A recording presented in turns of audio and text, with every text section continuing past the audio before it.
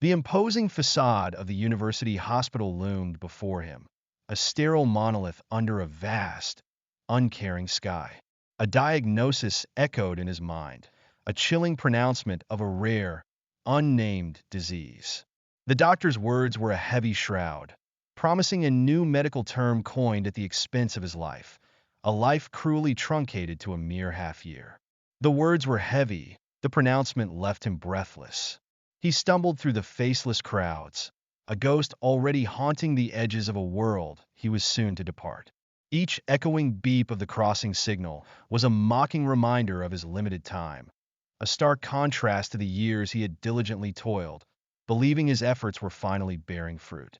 All his work, the constant grind, felt useless. Someone shoved him, a sharp reprimand to remove himself from the road, a danger he no longer feared. He felt numb, unfazed by the danger. His knees met the cold, unforgiving pavement, the lottery ticket, a symbol of a future now cruelly snatched away, clutched tightly in his hand. What was it all for, especially when he won the lottery jackpot? A desperate plea escaped his lips, a raw, primal scream against the dying light, begging for salvation from an indifferent universe. Anyone he needed to live, he did not want to die. Consciousness returned not as himself, but as something else. A skeletal figure, bald and imposing, stood amidst a scene of otherworldly carnage, a battlefield strewn with the grotesque remains of demonic creatures. He saw them, the monsters they were closing in. He reveled in the slaughter, a grim satisfaction in his bony grin as he laid waste to his foes. They would die, each and every one of them. The last of the rebellious forces fell, their monstrous forms reduced to lifeless heaps. He saw one of them, charging at him. He dodges and slices the beast. Finally, it was over. He had done it. Time to end it. They fall, the last of them. He watches the monster as it dies. With this, his extermination of the rebellion was complete. From an inferior summon, a mere skeleton, he had ascended, evolving into an undead lich, a sovereign of the demon kind. He had led them to prosperity, rescuing them from the brink of ruin, earning their fervent, if mispronounced, praise. He might not have hair, but he was their king, Isaac. Yet, beneath the accolades and the echoing cheers of King Isaac, a deep-seated resentment simmered. He was Isaac, a name his loyal subjects seemed incapable of uttering correctly. With a dismissive flick of his wrist, he turned his back on them, seeking not their hollow praise, but the fulfillment of a broken promise. His ultimate desire was to reclaim his humanity, to feel the warmth of the sun and the sting of pain, to experience life in its fullest, most visceral form. His journey led him to the divine realm, a celestial court where beings of immense power held court. He could hear them, their sneers and taunts. He approaches them. He had fulfilled his end of the bargain, quelling the factions that challenged their divine authority. Whispers followed him, betraying the gods' disdain and their surprise at his swift success. Their whispers were not lost on him. He heard their treachery, their plan to bind him to eternal servitude. They had promised to restore his humanity, a promise they now seemed reluctant to keep. He pressed them, demanding the fulfillment of their oath. Their suggestion of another task, another errand to further their divine agenda, was met with a chilling grin that stretched across his skeletal visage. They questioned his sanity, his audacity to challenge them, unaware of the depth of his resolve. They dared to mock him. He was a being born of forbidden arts, unburdened by natural laws, unkillable, a threat even to their celestial realm. And if they refused to grant him his humanity, they would face the consequences. Their pleas for time, their desperate attempts to bargain, fell on deaf ears. For their betrayal, he demanded a heavy price, their lives. With a malevolent laugh, he unleashed his fury, a storm of dark energy that consumed the divine court. They screamed. He laughed. But as he reveled in his vengeance, a strange sensation washed over him. His mana, the source of his power, was fading. He could not move. What was this? A voice, smug and self-assured, revealed the source of his sudden weakness. a holy artifact inscribed with his name, capable of immobilizing any being. They spoke of the one whose name was written Isaac. Banished disaster, the highest class holy art, was invoked, sealing his demonic essence within a lowly insect. He railed against the injustice, the indignity of his fate, lamenting his captor's choice of such a repulsive form. Yet, even as he raged, one of the gods questioned his obsession with his lost hair, a query that sparked a desperate act of defiance. They were surprised he could still act. Rather than succumb to this ignoble fate, he chose self-destruction, detonating his remaining power in a blinding explosion. He would rather die than become a bug. They could eat shit. Everything exploded. It hurt. The gods, reeling from the blast, confirmed the success of their spell, the Demon King's soul trapped within the insect. It was done, thank goodness. They had regained their power, their authority secure, but they remained wary, aware that another such threat could arise. They could not let their guard down. A plan was hatched to create a vessel, a saint in the human realm, to act as a bulwark against the demonic forces. They would exterminate every last demon. As for the insolent Demon King, his eternal torment as a bug was deemed a fitting punishment. They would make him pay for all of eternity. Lost in his despair, Isaac found himself in a new, unfamiliar world, bathed in an unusually bright light. He must have lost his mind being tricked by gods. Why was it so bright? He felt warm and damp. Why did he have hands? It was a human body, an infant's form, a stark contrast to the skeletal figure he had been. Had the god seal faltered? He was hailed as a saint, a holy one, his awakening celebrated by those around him. Yet, their words held a sinister undertone, a wish for his continued slumber. He was human, but who were these people, and what was their role in his new life? A sense of unease settled upon him as they spoke of their duties, their need for him to return to sleep, forever this time. A bottle filled with a strange liquid was offered, a means to ensure his eternal rest.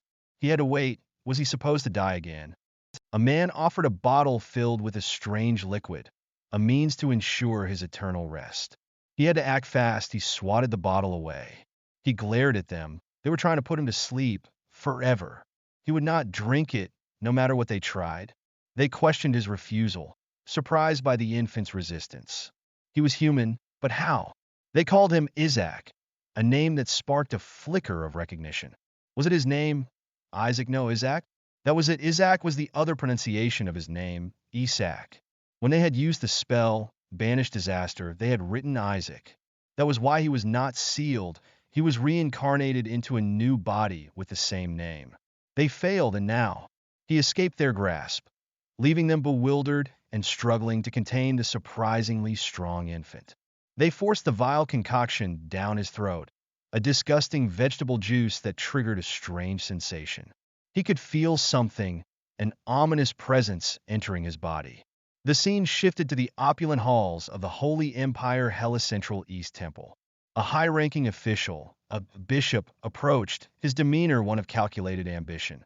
He spoke of a baby, a saint candidate, whose demise was imminent. The emperor of the Holy Empire Hella, Alexander Heathcliff Hella, appeared, his presence commanding respect and deference. He looked regal, as an emperor should. The officials greeted their emperor, their words laced with a hint of trepidation. The bishop explained his purpose, the need to greet the saint candidate of House Asura, a holy figure whose presence was required. It was his duty as a bishop. The emperor dismissed the notion that the saint's presence was a burden, his gaze sharp and knowing. The bishop, sensing an undercurrent of suspicion, wondered if something had gone wrong, something related to the saint candidate's care. A commotion erupted, a frantic announcement about the young master's unusual behavior. The young master was. They rushed towards the source of the disturbance, the emperor leading the way. What happened to the young master? A maid exclaimed in shock at the young master's unexpected vitality. The emperor was shocked. The infant, once on the brink of death, was now thriving, his chubby cheeks and bright eyes a testament to his newfound health. He had consumed an impossible amount of the strange vegetable juice, baffling the officials. It was not just juice, it was holy poison. A poison that should have been lethal. A few minutes ago, he felt something enter his body. He could feel something. This was how he felt as a baby. It was the holy poison. It was a devastating poison that destroys the holy power of the members of the clergy. However, this poison was made from the mana of demons, perfect for a former demon king. This was amazing. He could eat all the baby food he wanted. The infant's joyous cries filled the room. His demands for more of the poisonous concoction surprising and perplexing those present. They were happy to give him more as he drank. It was a perfect mana absorption. Now, what should he do from now on? He needed to focus. He was in the unconscious world. At the deepest part of it, the source. He would create a mana core. This was a safe place. He began to gather the mana he absorbed, shaping it into a core. He needed to put the mana he absorbed into the mana core. He needed a mana core to use magic, but would it explode? A mana core was supposed to be one of the 3 primary colors, but this was white. Why was it white? The color was not the problem. How could this much power be present in a core that was not fully formed? This was beyond his expectations. The power was immense. Just how many blessings were crammed into this young body? If he grew up well, he might be an even greater monster than he imagined. He felt a surge of power. Isaac survive. The desperate desire engraved deep within his soul, survival. In the end, that became the genesis of the Skeleton King, and he was able to create special original buffs and skills. And Isaac, those spells were inherited by this body. They wondered if he was finally dead. He was not dead yet. He was alive and well. He wanted more bottles, even stronger ones. Back to the present. It was a relief that nothing bad happened. Although he was nearly assassinated, nothing bad happened. Maybe he ate too much. No, he could not afford to be suspicious. He should just smile and act like he had no idea. What was with this bastard? He should be dying, coughing up blood, but instead, he was laughing. A few days prior, at the headquarters of the Holy See, a man scoffed at the notion of a saint possessing the Holy Empire. He dismissed the noble families as pesky, declaring their children to be saints. Another man, a bishop, assured him that they were dealing with the other saint candidates. The first man, a cardinal, mentioned an unpleasant rumor he had heard. They said a saint candidate appeared from House Asura, the emperor's right hand. There was nothing they could do about them. The cardinal shattered his wine glass, spilling its contents.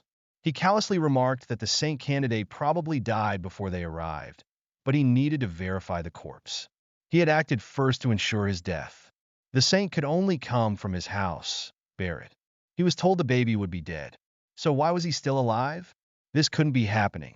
The emperor found the situation interesting, noting the child's shiny platinum blonde hair, the same color as the Holy Empire's founder.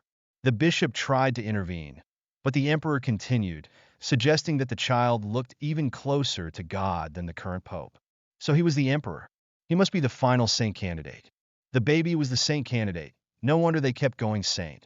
The emperor had taken a liking to the child, and the bishop realized he couldn't let this continue.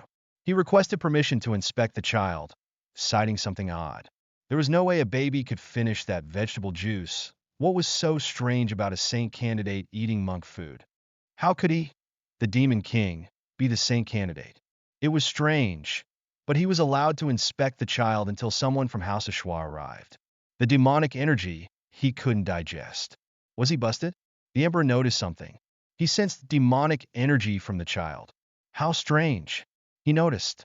This child might be a fake candidate bearing mana. He must have an inquisitor investigate him immediately. How dare they speak of a saint candidate that way?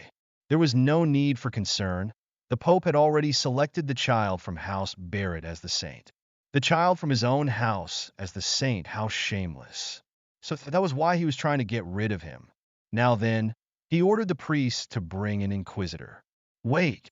House Asura was the imperial family's closest ally. He suggested reassessing the child at a later date. He understood. He had spoken with the Pope, who mentioned that he would hold the ceremony of investiture for the crown prince only after the saint selection. So he planned to refuse to officially recognize his son unless he agreed with his saint choice. Was this the Holy See's intention? Those petty sons of bitches. To be honest, he didn't want to remain a saint candidate. It was too risky, and his true identity could get revealed. Otherwise, they could inspect the child right now, using their holy exorcism art.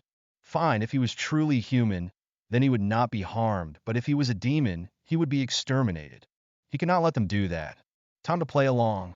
But if he was a demon, he would be exterminated.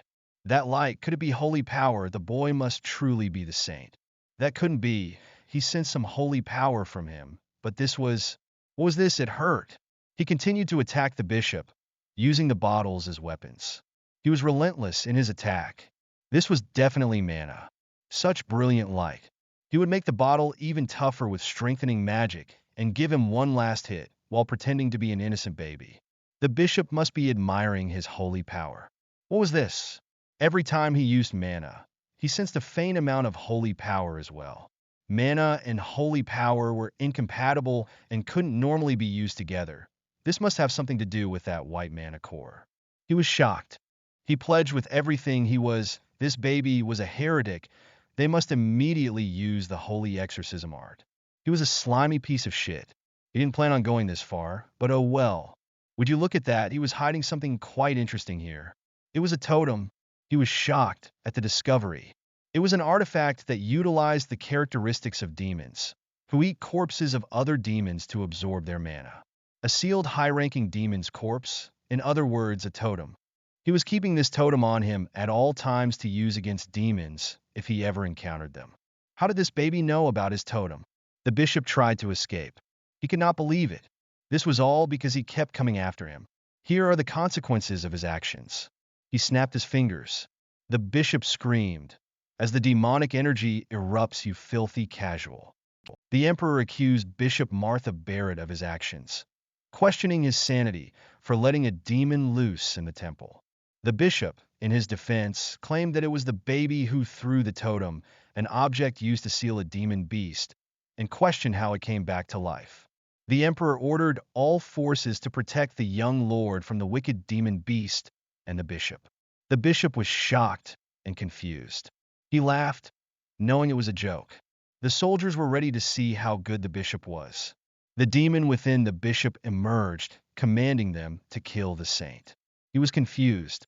The demon was still commanding them to kill the saint. The soldiers prepared to protect the young lord. He wondered what was wrong with that thing and why it was trying to attack him when he saved its life. Still, the paladins should be able to protect him. They struggled against the demon's power, questioning if the bishop was really a paladin. The demon continued its assault, urging them to save the captured king. He should probably subjugate it first. No one should notice him using magic in a situation like this. Why was everyone trying to kill him in this life? Even though he was the one who revitalized them. He managed to subdue the demon, surprising everyone with his power. They were shocked. Could he be the skeleton king? He was confused. He used his holy power to fend off the demon. The emperor was surprised. The demon was being fended off by the holy power. It was trying to escape. That was definitely holy power. Young Lord Isaac drove a greater demon out. It was amazing for someone so young. As expected of the young lord. This was definitely holy power. How did he do it? He had run out of mana. Could it be that this strange body was turning his mana into holy power? How was he supposed to accumulate mana then? The Holy Empire already lacked mana. He was grabbed and told not to do that. That baby used the powers of demonkind. How dare he crawl into the Holy Empire? He would prove it to the emperor by uncovering his real identity with an exorcism. That was enough. How dare he accuse an innocent saint candidate and let a greater demon loose before the imperial knights? He would not let this matter go, even if they were from the Holy See. If the emperor was suspicious, they would soon find out about the infiltrator. If that happened, the Holy See could also be in trouble. He had to take responsibility, even if he had to die, to save the lives of his family. That was why he had to kill the saint candidate of House Ashwa. This damn bastard was finally showing his true colors. Did he really think he could kill him with something like this? Wait, he didn't have any mana left. He was attacked by a holy, wolf-like creature, who dared to try to lay their hand on the direct lineage of Ashwa. The sound of swords clashing filled the air. It was Blue Faith, the Ashwa Knights. The seventh son of House Ashua, Relia Ashua, had arrived. He ordered the immediate execution of the bishop. He was told to unhand him and not to lay his dirty Ashua hands on him. Ashua, he felt like he had heard that before. He was told to show his manners. Greetings to the young master of House Ashua. They apologized for being late and commented on how they were better than the Imperial Knights. It wasn't much, but they brought a little present for him. Was it gold, a gold bar? It was a figurine of the Skeleton King being beheaded. He looked at it confused. They also had one where the Skeleton King was being burned to death, and another where the Saintess was crushing the Skeleton King. The young master was so cute. So cute. How was he supposed to survive in a crazy house like this? The young master liked it. He liked it so much that he was crying. They marveled at how much the young lord enjoyed the figurine, his cries a testament to his delight. How was he supposed to survive in this crazy family? He remembered the name Ashua, the saintess who had come to end him in a previous life. She was the 45th saintess XO Ashua, no, the 61st saintess, Ox Ashua. They were all named Ashua something. Not only was he a saint candidate, but he was also part of the saintess family. What wrongs did he commit in his past life? Damn these Ashuas. They were accused of being heretical and bringing a creature into the temple. They were going to uncover its identity. To think they would bring that monster there, Ashua had gone insane. It would end the Ashua bloodline. He was struck down and told to be grateful for the benevolence of Ashua that spared his neck after spouting that nonsense. He was useful, being slashed just because he insulted his family. Did he have the confidence to take on the Holy See? He told the young lord he had only heard something terrible and that he should only listen to and see good things. He remembered now, the blue Eshuas, they were pretty strong. His subordinates would freak out whenever they saw the blue ones. The Skeleton King's neck goes drop, drop. They were told to stop it already. It seemed he owed the boy a debt. He asked if he should tell the head of the house that the Imperial Palace wanted to raise the boy. His jokes were too much. Was he being scouted by the Imperial Palace? The Holy Empire would target the boy, both internally and externally. While it was true that Ashua was powerful, did the blue faith of the present have what it took to protect the child? What was he talking about? The Pope, especially, would disapprove of the boy. His hair color was symbolic of the ancestors of the Holy Empire. Furthermore, the Skeleton King seemed to be after him. But he was the Skeleton King. Why would he be after himself?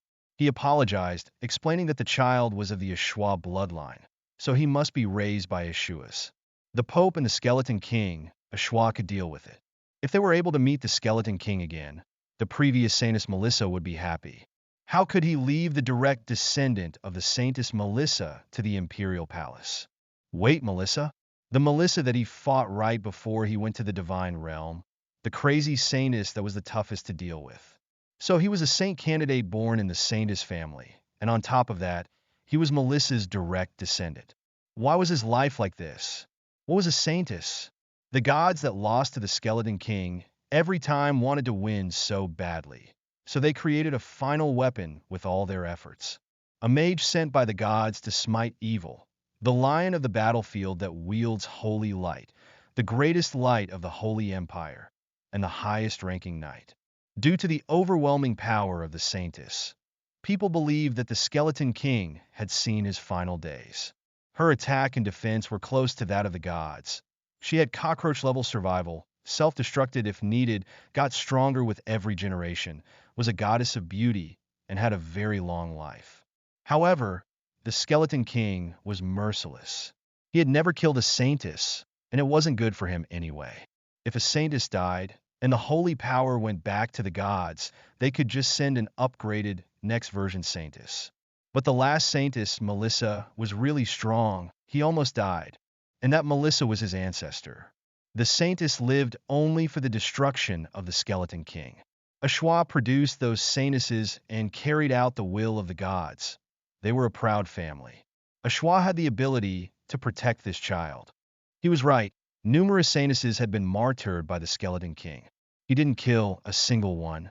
The Skeleton King once banished a Saintess to a labyrinth because he thought she wasn't good enough to fight. He let her go. Was it his fault she was bad with directions? 5 of them died of stress-related diseases. They should have gone to the hospital then. It was okay. They were thankful that he was born, and they only wished one thing from him: that he didn't grow up to be like the terrible Skeleton King. Parents that he didn't know. He was sorry that he was a bad person. He was asked to consider it again, as it had been 150 years since the Skeleton King had been sealed away. Was it that long? In that case, Melissa should have died a long time ago. She was 50 when they last fought. The demons had become more powerful in the meantime. The saint was a great asset for the Holy Empire to increase its power, so the boy was important to the imperial palace as well. Furthermore, there was no saintess in Asura currently. It had been a year since the saintess gave birth to the boy and disappeared with the father. His mother was the saintess. That may be true, but the matriarch still lived, and Asura could still protect the boy. Okay, let's get all the surprises out of the way now. He couldn't be more surprised than finding out his mother was a saintess. Wasn't Dame Melissa currently out to destroy the Skeleton King's subordinates? She would return soon, and the matriarch was expecting her grandson as well. He was over 200 years old. Why was he still alive? Didn't he feel bad? It would take a lot of time before she was back, and the boy seemed a little weird. Was he okay? Would he be okay if he found out his greatest enemy was still alive? If he was found out by Melissa, he would be smited on the spot. Other people might be okay, but Melissa was just that dangerous. So, to survive, he wanted to go with them. He wanted to go to the Imperial Palace as well, but he was just being clingy. The Imperial Palace could provide a lot for the young lord. Asura may be experienced in producing saintesses, but they had no experience in raising a saint, a boy. This child would become an exorcist knight that would vanquish evil, and Asura was a family that produced the greatest exorcist knights. He was the first ever saint, so the Imperial Palace had no experience either. The Imperial Palace was better, but he would remain in Asura. They were told to calm down, or the young lord would be ripped in half. He wanted to go to the Imperial Palace. He didn't want to die. And the light that reacted with the origin of survival. That light had been coming from the Emperor from the start. That meant his chances of survival were higher with the Emperor. He couldn't miss this opportunity. It was a wise choice, young lord. What was this? He was innocent. That thing used mana. It was definitely a spawn of the demons. Holy power was from the gods themselves. Were they saying that the gods had given holy power to a lowly demon? It was surely mana. How could he confuse mana and holy power? The holy city called that kind of talk, Your Eminence, blasphemy. They would form an assassination squad again. No, there was no need. The emperor would want to take the child. There would be plenty of opportunities in the Imperial Palace. He would not survive this time. The conspirators discussed their plan, acknowledging that the infant will be taken by the emperor regardless. They decide to bide their time and aim for the child within the royal palace, confident that he won't survive. Isaac, still a baby, is shown sleeping soundly, unaware of the danger. He awakens abruptly, sensing something amiss. He decides he must go to Asura. A carriage is shown traveling at high speed, as the conspirators wonder why the sudden change of plans. A flashback reveals a bright light emanating from Isaac's room a few days prior. The Emperor is shown holding Isaac, commenting on the strength of the light and how Asura isn't a good environment for raising a child. Rely counters that they are not a house that only houses mana cores, and that they are the closest to demons. He questions if the origin of survival is shining, noting it is the most precious thing they have, only it is the body of the Skeleton King. Isaac, shocked, wonders how they have his former body. Rely is surprised, having expected this to be the first topic of discussion. Isaac shows off his ability to communicate, and then expresses his desire to go to Asura. Rely is taken aback, but Isaac states his name. Isaac reflects on how this journey will help him regain his old body, which is refined and has accumulated enough mana to fight against the gods. He believes that following his uncle to Asura will benefit his survival. As they travel, Rely and Isaac discuss why the Holy See is still pursuing Isaac. The paladin explains that the gods have given a prophecy that the saint will be taken in as the son of a god, meaning he will become the next pope. This explains why House Barrett was so desperate to birth the saint. The pope is the strongest cleric, using rank 10 holy spells, and is practically the king of all clerics and paladins, with power rivaling the emperor's. House Barrett had birthed the Pope for thousands of years, but now that the Pope position will be taken by a saint, they are understandably upset. Other houses are also trying to birth a saint. As they arrive at the duchy, they are met with a problem. Guards block their entrance, refusing to let them pass despite recognizing the insignia of House Ashwa. A higher-ranking official arrives on the scene, revealing that they need to eliminate the child who inherited the blood of the saintess. Demons suddenly attack, questioning if this is the fault of a new demon king. The demons proclaim that their glorious king has commanded that all saints and saintesses are to be killed. A new demon king has indeed taken over under the command of the great skeleton king, Lord Isaac. They will kill the saint. Isaac is shocked and confused. The demons offer to spare their lives if they hand over the child. A paladin is struck down, and another berates him for his cowardice. An Ashwan knight vows that they will not die an easy death for speaking such nonsense in front of him. He rallies his troops, declaring that Ashwa will destroy all evil and chase them to the ends of hell. To destroy them, including the wicked skeleton king who forces his subordinates to their deaths just because he wishes to escape mortality. A demon retorts, insulting the skeleton king, Isaac. The knight is struck and apologizes to the young master. Isaac, confused, wonders who is impersonating him. The paladin retreats with Isaac, asking him to wait. He creates a powerful barrier that not even high-ranking demons can break. However, Isaac realizes that this also means nothing inside can get out. He activates his survival origin and unleashes his magic. He calls out to the observing one. Hoping it can hear him, the entity answers back, greeting him excitedly. Isaac, relieved, thought he was done for. The observing one, a sentient detection magic, explains that he was created to avoid keeping up detection magic during fights. It compliments Isaac's wickedness and congratulates him for stealing the body of an infant. Isaac is annoyed, but tells it to focus on finding enemies. The observing one initiates enemy detection, scanning a 100-meter radius. It reports a total of 88 enemies, all demons, but assures Isaac that they won't be able to lay a finger on him. The paladin is shocked by the number of demons. Isaac decides to deal with them himself, even if he has to use all the mana he has accumulated. Preparing for the worst, the enemy count quickly drops to 51, then 31, then 13. The paladin notices something approaching and orders a defensive formation. The enemy count drops to 4, and a demon urges his comrade to work together to kill the saint. The observing one proclaims glory to the skeleton king. They are shocked by the sudden turn of events. The observing one gleefully announces that there are no enemy forces left. It detects a shadow lich, which angrily demands who dared to touch its king. Isaac is left bewildered by the entire situation. A shadow lich addresses the infant Isaac as its king and master, questioning how anyone could dare trap him within a baby's body.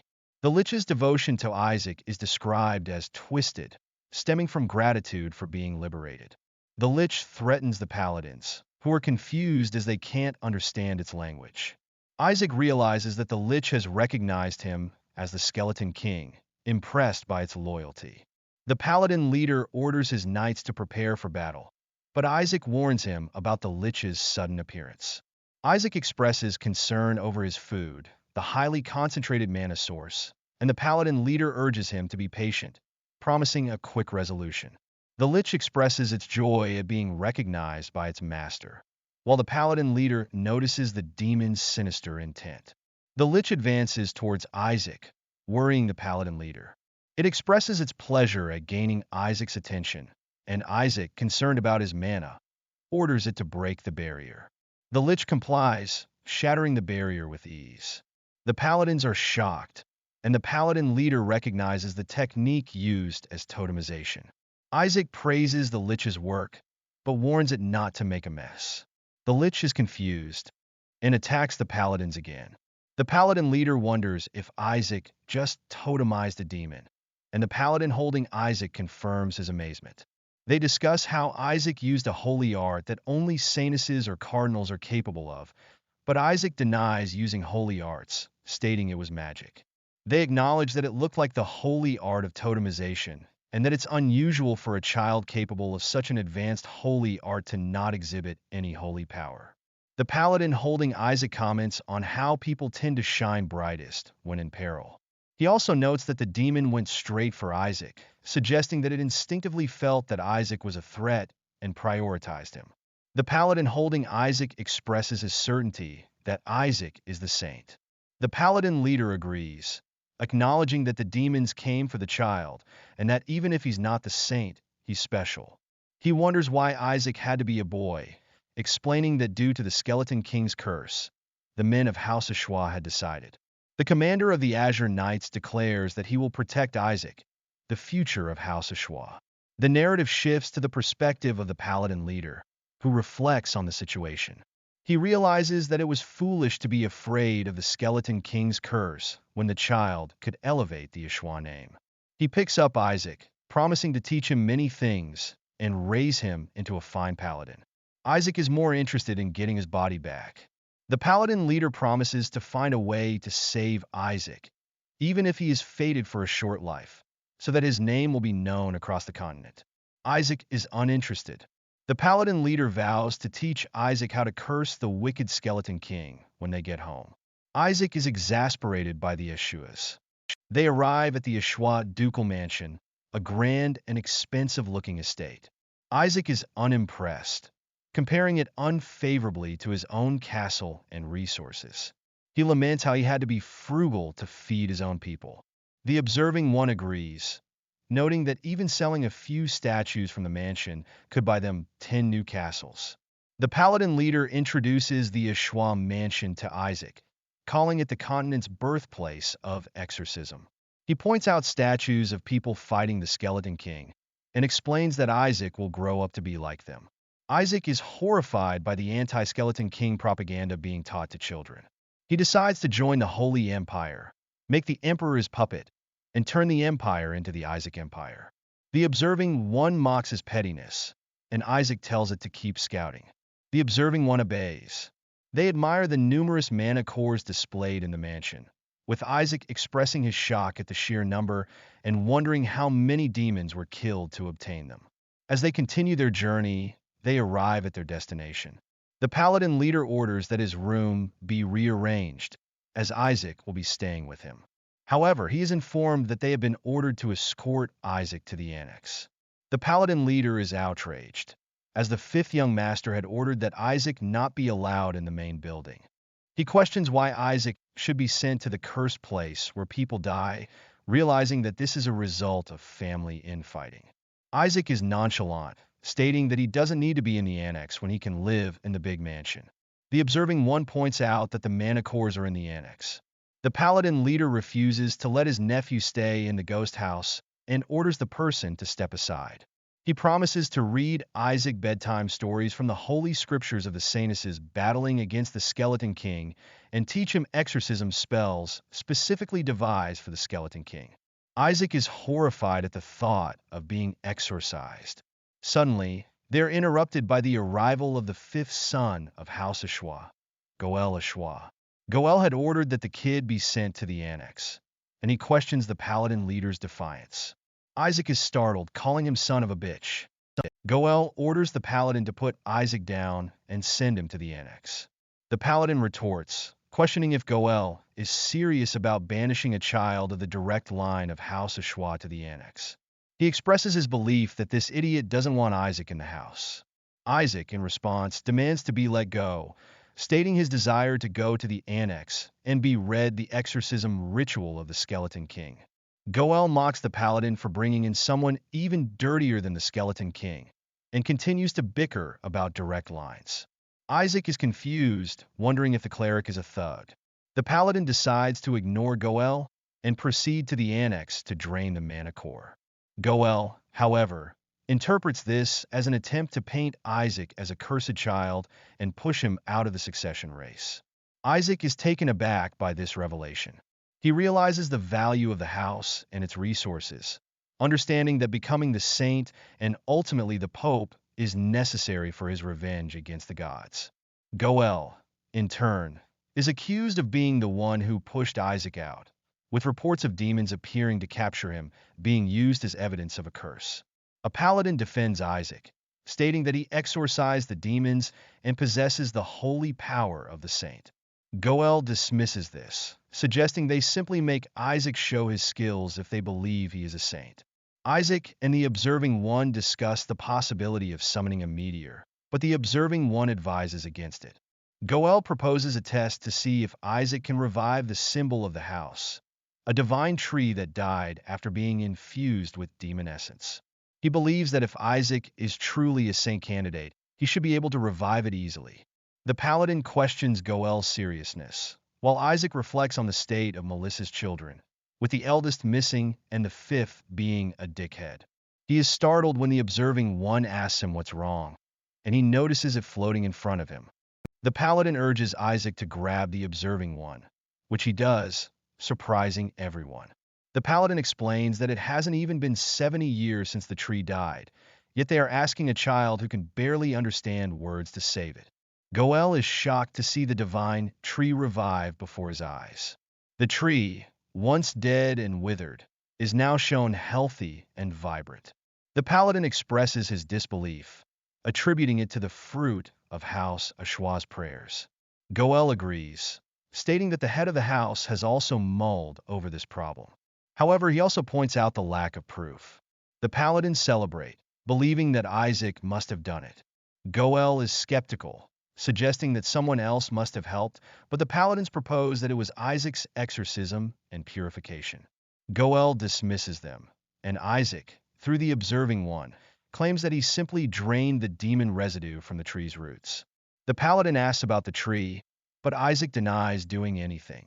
He expresses regret over eating the manna, and the Observing One demands that he vomit it up. The paladins are now convinced that Isaac revived the tree.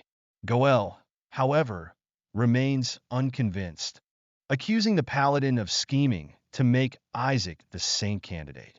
He also questions the presence of another saint candidate in the house. The Observing One asks who this other candidate is, and Isaac dismisses the person as unimportant. Goel continues to rant, revealing that the eldest brother, who had supposedly brought Isaac in, had disappeared. He also mentions that Isaac is a half-breed taken in from outside, while the eldest brother's wife is certainly a saintess. The paladin asks if Goel can be sure that Isaac is of the saintess blood, to which Goel responds that he does look similar. He then suggests that the saintess should become the breeding mare for the house, which earns him a slap from the paladin. The paladin states that brothers grow by fighting each other. Isaac reflects that he has learned a lot of useful information. He is glad that the family isn't tight-knit, as it will be easier for him to take over. He plans to destroy the house. The Observing One questions his logic, given that the house's ruin would also affect him, and he retorts. The scene shifts to a council meeting, where the topic of discussion is the siring of a boy. The second wife of Eli Ashwa, Heno Ashwa, and current acting head of the house, enters and silences everyone. She questions why Rely brought Isaac to the main family, despite the branch family saying they would care for him. Isaac realizes that she was the one who wanted him sent to the annex. Goel steps in, explaining that the acting head of the house is questioning why Rely is answering her. It is revealed that Isaac's father has vacated his position and is currently gone. Henna laments the situation, citing the noise surrounding saint candidates. Rely expresses his regret, and a messenger arrives to inform them that Isaac has revived the divine tree. Goel dismisses this as a coincidence, but another person agrees with Rely. Henna, however, points out the lack of proof. Isaac, observing the situation, reaches out to touch the divine tree's energy. He offers to show them proof, surprising everyone. He channels the energy of the divine tree, shocking the onlookers. He then channels the energy into a crystal, providing tangible proof of his connection to the divine tree. The council members are shocked to learn that Isaac removed the manna gnawing at the divine tree. They are incredulous that a newborn could have dealt with the manna on the tree, but it is pointed out that this is the only explanation, as the manna was subdued right before their eyes. The difficulty of the exorcism art required to save the tree is emphasized, with Goel expressing his disbelief that a mere lump of flesh could possess such power. Rely defends Isaac, stating that he instinctively followed his instincts and exorcised the mana. He highlights that Isaac achieved something in mere moments that no one in House Ashwa had managed in 70 years. Goel, however, remains skeptical, fearing that such an absurd tale would make a mockery of the house. He further casts doubt on Isaac's lineage, suggesting that he might be the son of a beggar rather than a true Ashwa. Rely counters by stating that Isaac will one day become the saint, and possibly even the pope in the future. Isaac silently agrees. Rely then makes the bold claim that Isaac will kill the Skeleton King one day. This statement provokes outrage, with Henna accusing Rely of digging his own grave. She proposes a test to verify Isaac's abilities. She requests the usage of the treasury of holy artifacts. The scene shifts to the Black Forest, northwest of the Holy Empire of Hela. A man is seen battling demons, deeming the task a waste of time. He is greeted by the head of House Ashwa, Eli Ashwa, who asks about the matter at hand. The Sadr informs him that the deputy head has requested permission to use the treasury of holy artifacts, emphasizing that the request is not for the Holy See. He explains that Isaac has saved the divine tree, and the deputy head wants to determine if he is truly the saint. Eli questions the presence of a saint in his house, refusing to allow anyone other than the saintess candidate to be killed. He instructs the Sadr not to engage in pointless infighting. When a woman suggests letting them proceed, Eli acquiesces. They encounter Melissa Ashwa, the matriarch of House Ashwa and a former saintess. She remarks on Isaac's potential and suggests testing all the saint candidates in the treasury. While acknowledging that the child of another house might take home the greatest artifact, she expresses a desire for someone to do just that, as even the greatest saintesses of history could not take them for themselves. She believes that the artifact could be used to track down and kill the Skeleton King. She decides to reward anyone who brings it back, promising a reward that not even the Pope can provide, along with the saintess's heirloom and secret techniques. She declares that she will give everything away to the child who succeeds, that the treasury is described as a place where holy artifacts and secret techniques have been stored for thousands of years. For generations, the saintess was in charge of maintaining it, and House Ashwa was seen as its owner. Only children under the age of 10 could enter, and the treasury was used as the place to hold the first birthday ritual for saintess candidates. Their abilities would be predicted based on what item they brought back from the treasury during the ritual. However, it was a dangerous place where even saintess candidates could easily perish. After years of death and loss beyond its doors, the treasury was eventually sealed away. The observing one expresses its curiosity, and Isaac agrees, excited by the prospect of finding the Skeleton King's body in the treasury. Rely asks if Isaac is excited, and informs him that the matriarch has opened the treasury to all saint candidates. He explains that the children of all 5 great houses will be gathering, even the house of the despicable Pope. Isaac sees this as an opportunity to retrieve his body more easily, as the onlookers will be splitting their attention between everyone. Rely warns Isaac to be careful, as demons captured during war are guarding the treasury. He explains that the danger is due to the presence of these demons. However, Isaac is confident, believing that the demons must be weak if they were captured. He states that he can easily intimidate them, as even rank 8 demons are not difficult to face. Rely and Goel are shocked to learn that a rank 8 demon and a rank 9 dragon are present. Isaac and the observing one are alarmed, questioning why a dragon is in the area where the first birthday ritual for babies is held. The observing one notes that Isaac's knowledge of dragons should help him, but Isaac is terrified, revealing that he used to scam dragons frequently. He estimates that there are probably around 70 of them, and the observing one realizes that these are dragons that Isaac scammed in the past. Isaac decides that he has no other choice but to sneak into the annex and steal all of House Ashwa's war spoils.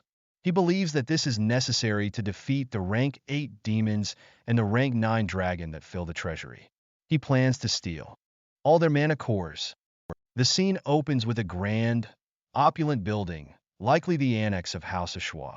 Inside, Isaac is seen on the floor, reading a book titled Book of Holy Arts, 10 Ways to Take Apart the Skeleton King. The observing one expresses concern for Isaac's well-being, noting that he looks like he's about to be exorcised. Isaac laments that once he figures out how to wield holy power, he'll be able to learn holy arts easily. The observing one suggests that Isaac use mind control to make them teach him. But Isaac dismisses the idea, not wanting to be accused of being a demon and destroying the Ashwa family. He struggles to grasp the concepts in the book through theory alone. Relai enters, commenting on Isaac's tired appearance. Isaac, in turn, complains about needing more sleep at his age. Relai picks up the book Isaac was reading, and then proceeds to use a recovery holy art on Isaac, much to his delight. Isaac urges Relai to use some attack arts next, but they are interrupted by the observing one, who reminds them that they need to go to the other building. Isaac pretended to sleep, which is quickly dismissed by the adults. As they leave, the observing one comments on Isaac's great family, while Isaac laments the loss of his totem. Relai advises Isaac to store the totem somewhere safe, as it is the first one he has made. Isaac expresses his frustration at having to revive the totem, but Relai is more concerned about displaying it in the best spot. He complains about needing to siphon the mana out of the totem. He decides to siphon the mana core dry, and he and the observing one head off, with the observing one warning that they won't get there until tomorrow if Isaac crawls. Isaac has a plan and instructs the observing one to open the door. However, they find that Relai has locked it with a holy art placed on it. Isaac is frustrated, and the observing one suggests breaking the door, believing that everyone will think it was an attack and rush over. Isaac, however, is reluctant to use magic, as he doesn't want to go crazy. He struggles to find a way out. Suddenly, he is interrupted by a young boy, Shuri Ashwa, the son of Goel Ashwa and a saint candidate of the Ashwa family. Shuri, who is 5 years old, is surprised to see a baby that can't even walk. Isaac, in turn, is shocked that this thing is his rival. The observing one is also surprised, noting that Isaac was hurt. Shuri is arrogant, stating that there's no way a little baby could have made a totem that even he couldn't make. Isaac presents him with a glowing object, and Shuri declares that he will be the one to become a saint. He attempts to attack Isaac with a cursed object, but Isaac easily deflects it, much to Shuri's shock. Isaac then uses the object as a makeshift vehicle to escape. Shuri, enraged, accuses Isaac of gathering holy power to attack him. Isaac retaliates, knocking Shuri to the ground. The observing one praises Isaac's shot, and Isaac orders Shuri to become his ride. Shuri retaliates with a rank 3 holy defense art, boasting that he is the only one his age who can use it. He then unleashes a rank 3 holy attack art, Holy Light, but Isaac absorbs it, thanking Shuri for the meal. Shuri is shocked by the size of Isaac's holy defense art. Isaac explains that he absorbed the attack because Relai didn't teach him how to use it. Shuri is once again attacked, and the observing one questions whether it was okay to kill a direct family member. Isaac dismisses the concern, stating that none of the attacks even hit him. He tells Shuri not to surprise him like that if he can't even hit him. Shuri, however, is determined to defeat Isaac, believing that no matter what holy attack arts Isaac uses, he can't beat a saint candidate like him. The observing one then attacks Shuri, much to Isaac's surprise. The observing one, enraged, questions what Shuri is doing. Isaac defends himself, and the observing one retreats, leaving Shuri terrified. Shuri, recovering from the encounter, demands to know who Isaac is, declaring that no matter what holy attack arts are used, a mere baby cannot defeat a saint candidate like him. He is terrified when the observing one attacks, screaming for it to stop. The observing one angrily questions Shuri's actions, leaving him trembling on the floor. It asks him what he is doing. Isaac, however, is more amused than angry, finding the situation humorous. He taunts Shuri, telling him to carry him and stop wasting time. The young boy, Shuri Ashwa, declares himself as the one destined to be the saint. He expresses his desire to escape his accursed household and become the pope. However, he finds himself being bossed around by a baby, much to his frustration. He is forced to carry Isaac to the annex, despite the observing one warning him to keep moving. The observing one seems to threaten Shuri in the background. Shuri reluctantly complies, while the observing one reminds him that their priority is survival. They arrive at the annex, with Isaac directing Shuri to go left and then right. Shuri wonders where Isaac wants to go so late at night. They stop, and Shuri realizes they are at the Asura mansion's second annex, also known as the Ghost House. He questions why Isaac dragged him there, especially since the clan head had forbidden entry due to numerous deaths. The observing one comments on the presence of at least a few thousand mana, enough to take decades of intense training to obtain. Isaac is excited by the prospect of acquiring so much mana. Isaac wants to go inside, but Shuri protests, reminding him of the adult's warnings. Despite Shuri's pleas, Isaac enters the annex. The interior is messier than Isaac expected. The observing one informs him that the entire building is sealed, with power barriers on every door. He adds that every door has a power barrier cast on it. Shuri suggests they go back, but Isaac starts pulling his hair, causing him pain. Isaac seems to be looking at the portraits of the previous clan heads. This leads Shuri to believe that Isaac is aiming to become the clan head. Shuri asserts that he will be the one to take that position. Suddenly, Isaac breaks the barrier, causing Shuri to panic. Shuri yells at Isaac for destroying their ancestors' paintings, while Isaac blames the lack of a barrier spell on the paintings. The observing one confirms that the barrier is shattered, and Isaac celebrates his success. Isaac tells Shuri to let's go, but Shuri is frustrated with Isaac's destructive behavior. Isaac finds what he's looking for and calls it a jackpot. He tells the observing one to close the doors, leaving Shuri bewildered by Isaac's actions.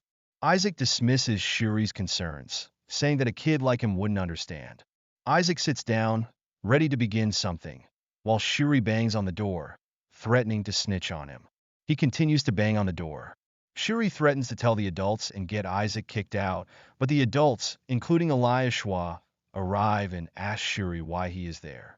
They approach Shuri. Henna scolds Shuri, saying they explicitly forbade entry into the annex, and accuses him of bringing Isaac there. She emphasizes her point. She mentions that many people saw Shuri carrying Isaac, and they found traces of holy attack arts in Isaac's room. Eli confronts Shuri, suggesting that this is all his doing. Shuri admits to using holy attack arts and carrying Isaac, but denies being responsible for the current situation. Eli tells Shuri that he has crossed the line by tormenting a baby, and demands to know where Shuri locked Isaac. He interrogates Shuri. Shuri denies locking Isaac up, claiming that Isaac locked himself in. The adults hear banging from inside the room and ask if Isaac is inside. They wonder if Shuri locked the door on Isaac. The door opens, revealing a crying Isaac. The adults are relieved to see that Isaac is safe. He is safe, though he appears shocked, but unharmed. Eli expresses his disappointment in Shuri. He says Shuri should be ashamed of himself. Isaac thanks Eli, and then, with a sinister grin, expresses his gratitude for the meal, having absorbed a century's worth of mana. He explains that there was more than he had expected. He obtained a century's worth of mana in one go. Shuri suddenly shows signs of hypertension, possibly due to the cold or the shock of what happened. With the newly acquired mana, Isaac is now able to use that plan. The scene opens with a grand, opulent mansion bathed in sunlight. Inside, Isaac sits on a table, a large book open in front of him, while the observing one floats nearby. Rely enters, introducing Ashley, a paladin of Asura, who will be taking care of Isaac from now on. Ashley kneels before Isaac, pledging to serve him until her dying breath. Isaac, still absorbing the recent events, wonders if he's being watched because of the incident at the annex. He calls out to Ashley, addressing her as the, and tells her he doesn't need her, dismissing her abruptly. Rely looks on, concerned, while Ashley appears flustered by Isaac's reaction. Isaac then addresses Rely as master, prompting a blush from Ashley, who expresses a desire to pinch his cheeks. She then wonders why there are so many insane people in the family. Rely affectionately calls out to Isaac, presenting him with a gift from his uncle, a ring. The observing one mocks the gift, wondering if Isaac found it on the ground and suggesting that Ashua's wealth has taken a serious hit. Ashley, however, is shocked, recognizing the ring as the Saintess's treasure. Rely explains that he received it from the elders to give to Isaac. Isaac, examining the ring, realizes it's the real thing. The ring that the Saintesses used when fighting him, an elder ring containing a small miracle of the gods. The ring has an unbelievable amount of holy power, but Isaac can currently only use it once or twice. He states he has a way to fix that, a sly look in his eyes. Meanwhile, Goel is seen lurking outside, looking furious. He angrily expresses that his nephew's face gives away the fact that it's real. He asks how he can look at his nephew as if he's going to kill him. He approaches Isaac, feigning affection, and asks if Isaac has gotten used to the house. Has he gotten used to this house? Isaac is visibly disgusted by Goel's insincere display of affection, who is internally seething, thinking that things are getting weird. Goel reveals that he broke the blessing device in the treasury, so Isaac couldn't get the blessing, making the elders give Isaac the Saintess's treasure. Henna explains that Isaac can't receive a blessing, so he needs the ring to make it fair. Shuri, still bitter about the previous encounter, demands to have the ring too, but Henna reminds him that he already received a blessing from the Holy See. She tells him not to be greedy. Goel, frustrated, admits that he was going to pretend to donate the ring to the Holy See and then swipe it for himself. He accuses Isaac of taking it without knowing its value. Goel then tells Rely that he should give Isaac a proper present, not junk, calling the Saintess's item a piece of junk. Rely defends the ring, saying it's an item that has received countless blessings from the Holy See.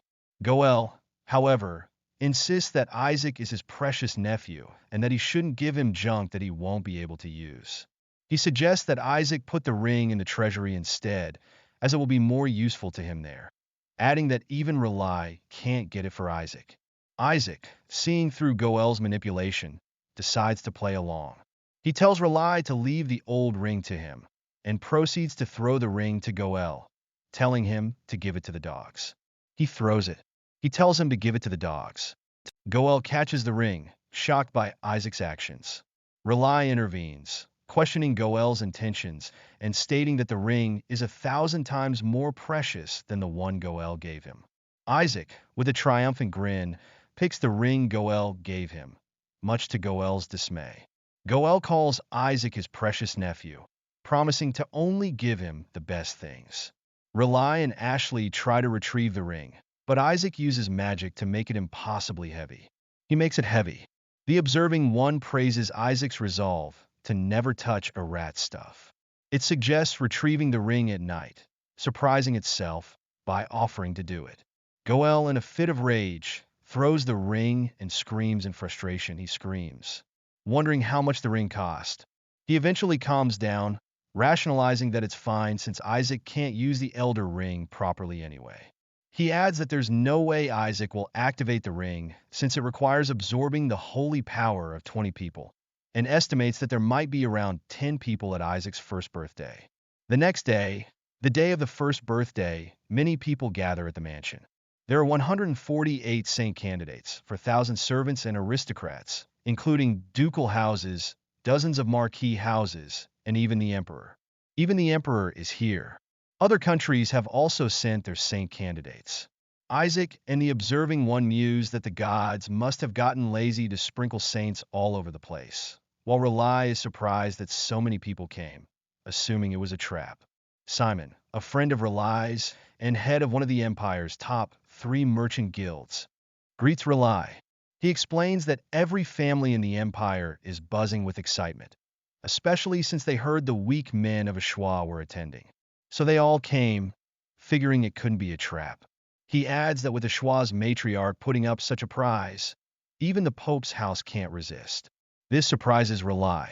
Rely is shocked to hear that the Pope's house might come, but Simon dismisses it, saying that the high and mighty royals never come to Ashua, as they claim everyone but House Barrett are commoners and despise being around them. A man warns Simon to lower his voice, reminding him that Ashua is hosting and it's not for the Pope's family to interfere. He also adds that they should watch their tongue. He suggests they bring something better than the papal snobs who have their noses in the air, sniffing for something foul. He adds that there's nothing more dangerous than a vulgar friend, prompting Simon to apologize. Cardinal Barrett appears, causing Simon to gulp. He sees Cardinal Barrett. Barrett, with a sinister smile, expresses his hope that the weak boy of Ashwa, who is hosting the first birthday, will be able to bring something from the treasury to save face. He says he was curious to see the Ashwa child who claimed to be a saint candidate, but he couldn't find the boy. He sees this as a good opportunity, praying that Ashwa's saint candidate will elevate the Ashwa name. Rely wonders if they've fallen into the Holy Sea's trap, noticing the increase in the number of saint candidates from 75 to 148 in the last week. He concludes that the Holy See must have ignored all of the unfit candidates' claims, as everyone wants their child to be a saint candidate. He realizes that if those children are put into the treasury, they will make quick work of the weakest competitor, and that they may use that chaos to execute a sinister plan. Ashley realizes with a gasp that Isaac is in danger. The coat of arms of House Ashwa is prominently displayed, featuring a star and swords. A historical text describes the boys born into the Ashwa family as useless, despite their exceptional looks and family reputation. They are useless. However, they are seen as tantalizing prey by those who want to possess the superior Ashwa DNA and those who want to gain favor with the papal house, which hates the house of the saintess.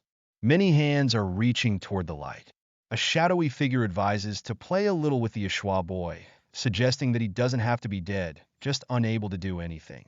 The plan involves mixing drugs into his water and using holy poison to make him a laughingstock in front of everyone and to show the world that the Ashwa child can never be a saint.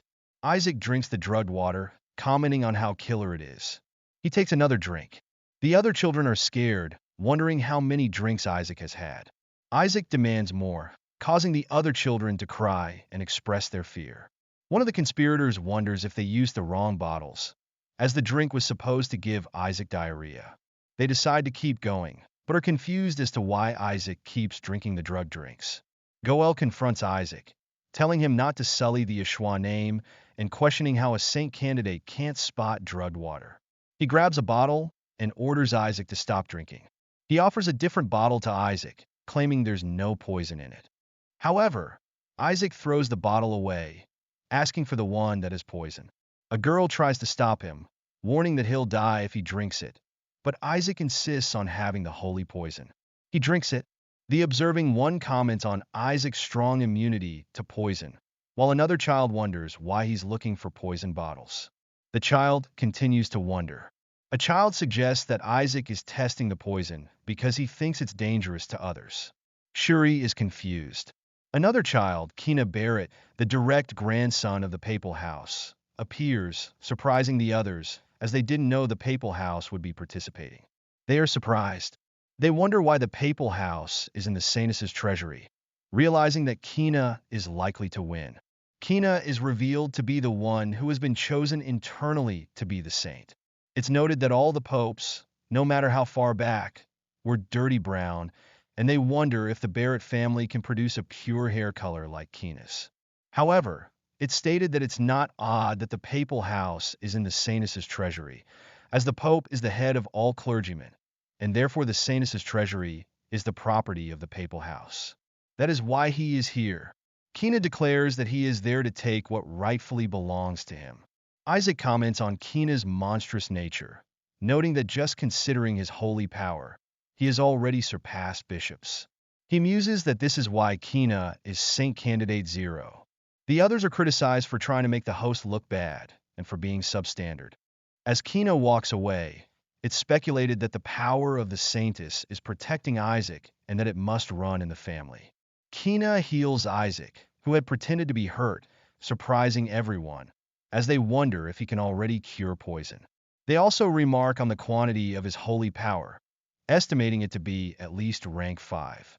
Isaac realizes that Kina wants to use him to show off his power, and proceeds to attack Kina, causing his holy power to disappear.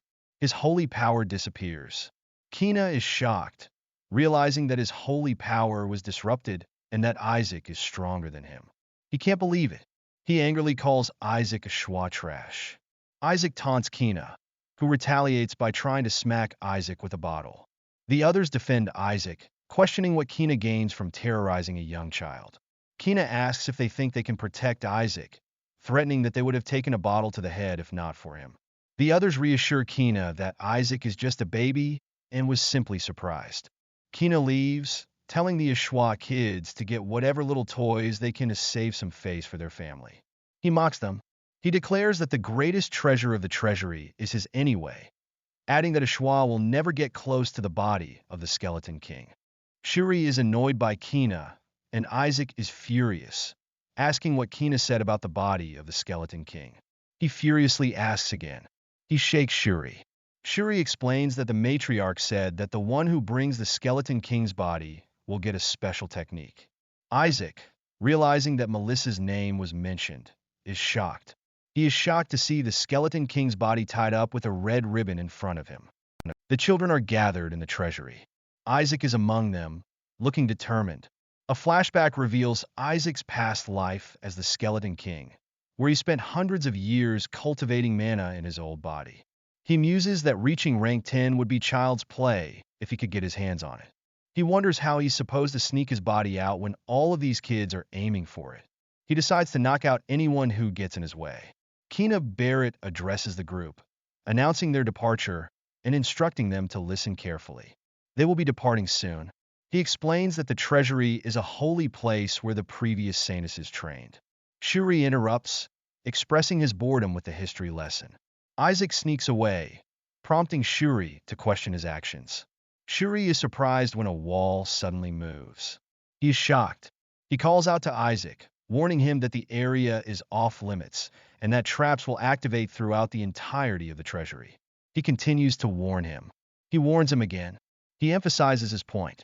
The other children panic and try to escape. Meanwhile, in the Ashwa mansion ballroom, Rely and Ashley hope that Isaac is doing well. They are connected to the inside of the treasury through a magical communication device. The person using the device reports live with his summon, which is currently following Isaac in third place. He announces that the door to the first chamber has been opened and the candidates are entering. Rely is surprised that it's already happening. The person reporting announces that Amon Aegis is currently in third place, exciting his father. He then announces that Shuri Ashwa is in second place, surprising and also exciting Goel. He then announces that Isaac is in first place, shocking Rely and Ashley. Isaac is shown swiftly navigating the treasury, much to everyone's surprise. Shuri warns Isaac not to go further, as he will only activate additional traps. He warns him again. The other children are crying and running away. Shuri questions Isaac's actions, stating that the trials of the treasury are hard enough, and now they have to avoid anti-intruder traps as well. He emphasizes his point. Isaac finds the gate to the second chapter, and the observing one congratulates him, saying that thanks to the mana cores Isaac absorbed in the annex, it has gone up a rank. It encourages Isaac to work harder. The observing one tells Isaac to grab Shuri, surprising him as he didn't know it would be this hard. Another child notes that this is why Sanuses are so strong. Shuri is revealed to be the brat from Ashwa, with his real name being Shu, or something similar. The others are shocked that he's flying, assuming his house taught him ahead of time, but they realize that's not the case.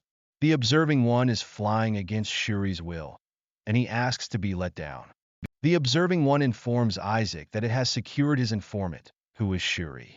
Shuri warns Isaac that while he made it past the first chamber's trial of selection, starting from the second chamber, he can die if he's not careful. He explains that the trials were designed to teach Sanuses how to overcome fear and choose the right path.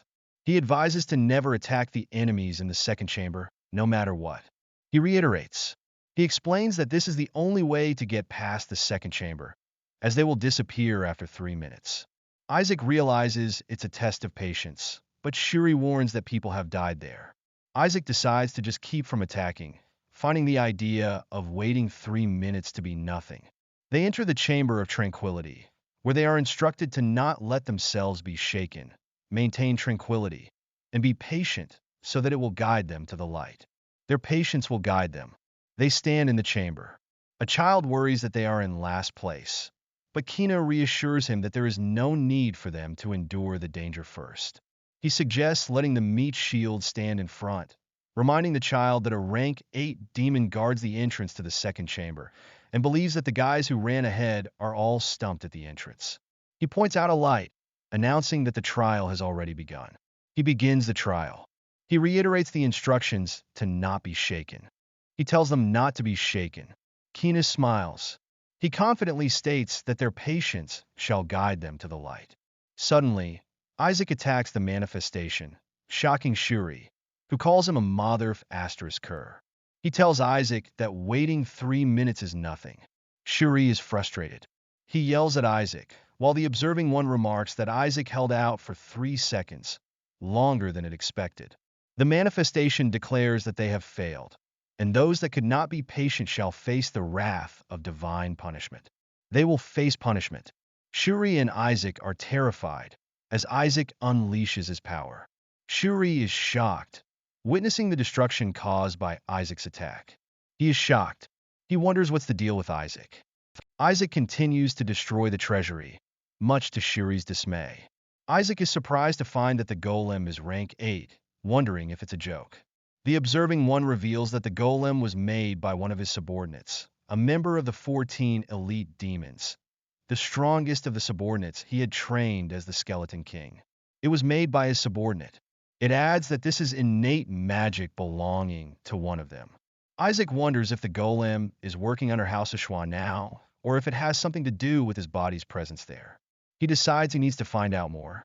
Shuri asks where Isaac is going, mocking the Ashwa boys for thinking they would be helpful. They encounter Nigel Sefit, the third son of the ducal house Sefit of the Red Faith. They see him. Nigel thanks them for beating the gatekeeper and tells them to get out of the way so he can enter the second chamber first. Shuri is shocked, accusing them of planning to enter first and place a bunch of traps. Nigel mocks House Ashwa for being cowardly, and Shuri accuses him of being in on it with Isaac. Nigel denies working with Isaac, but acknowledges that they all saw Isaac avoiding the traps. Shuri notices an artifact, realizing that it must have something to do with Isaac's ring. Nigel's companion suggests that they'll be able to avoid all the traps with the ring, but Nigel dismisses the idea. Isaac sits calmly, leading Shuri to question why he's so calm, and that he would never let someone steal from him without fighting back. Nigel tells them they don't need Ashwa anymore and to stay back. He declares that the Skeleton King's corpse, which not even past saints and saintesses were able to bring back, belongs to House Sefit of Red Faith, and that he, Nigel Sefit, will bring it back. He states his intentions. As Nigel walks away, a trap activates. It activates again. Shuri realizes that Isaac was baiting them on purpose. He realizes again. They find themselves in the second chamber of the treasury, with all the mines and similar traps set off. They're in the second chamber. Isaac thanks Shuri for his sacrifice, but then wonders why the other children are still following him. They are still following him. One of them, Paris Julius, the second prince of the Julius kingdom, says he definitely has divine energy. He notes that Nigel was dumb, and that the ring just looked like some antique. The observing one remarks that they've all learned of Isaac's magnificence, though Isaac doesn't need their reverence. Shuri tells them to run away, saying that the monster atop Isaac's head is more terrifying than any demon. Paris introduces himself to Isaac, expressing his pleasure at meeting the youngest lord of House Ashwa. He introduces himself. Isaac is surprised to learn that the Julius kingdom is to the east of Hela, and that their prince received a divine blessing. He thinks the kid might be useful. Shuri calls out to Isaac, and they arrive at the gate to the third chamber. They reach the gate. The gate announces that the third chamber is the chamber of rumination, and that they should demonstrate their courage and resolve. It announces again. It announces one more time. Shuri and the others decide to follow Isaac instead of Nigel, believing they will reach the next chamber safely that way. The gatekeeper tells them to defeat it and claim their honor. Isaac, remembering Shuri's words about demonstrating their courage, decides to beat the gatekeeper, thinking it's the right thing to do. He thinks he is right. He gleefully anticipates the fun. Shuri is surprised to see Isaac, realizing that Isaac is right and the gatekeepers are lying. He recalls that the first chamber was the chamber of selection, where Isaac recklessly ran ahead, and the second chamber was the Chamber of Tranquility, where Isaac didn't hold himself back at all. He deduces that the third chamber, the Chamber of Rumination, is a hint, and they mustn't attack the gatekeepers. They must not attack them. Isaac tells everyone to go over to a specific spot, confusing Shuri, who wonders why Isaac is helping them. Shuri guesses that despite being a devil, Isaac still has a Schwab blood in him, the blood of Sanuses. He thinks that even though it's faint, he must have inherited the virtue of the Sanuses. He thinks he might have misjudged Isaac. Isaac attacks the gatekeeper, leaving Shuri speechless. The gatekeeper addresses Isaac, saying that he has failed. It says it again. Isaac continues his assault, while Shuri screams for help. He screams again. Shuri realizes something is wrong, and Isaac calls him a crazy bastard. The gatekeeper comments on the familiar sight, revealing that it's a puppet made from the magic of the 14 elite demons, the lying doll. Isaac tells Shuri to teach these kids the bitter struggles of life, while still being frustrated. The children scatter in fear as the other saint candidates search for the Ashwa children. Isaac, using a rank 6 holy art of invisibility, hides with Shuri and another child, a gift from his uncle for emergencies. Paris is thanked by his companions for sharing the invisibility with them. Isaac gives Paris a ring, a seemingly ordinary ring with no discernible special properties. Paris is puzzled, questioning if his lack of experience fighting demons is the reason he can't recognize its significance. He expresses his gratitude nonetheless, vowing not to forget Isaac's kindness and promising to inform the king of his actions. Isaac, watching from afar, uses the ring to absorb the holy power from the other children, causing them to scream in pain. The observing one praises Isaac for his choice, noting that Paris had the most holy power. Shuri, confused, inquires about the origin of the observing one, as the other children gather in one place. One of the children uses a holy defense art to protect against the lying doll, who tells them to accept their punishment. Another child steps forward, urging an attack. The child unleashes a powerful blast of holy energy, but it has no effect on the lying doll, and the child collapses. A child asks what's going on, and Amon falls to the ground. Amon, lying on the ground, is confused by what happened. The lying doll continues its assault, knocking Amon down again. The doll ponders its next actions, wondering where the other children who fell for its lie have gone. Isaac, with the observing one, has absorbed the holy power of everyone on their side.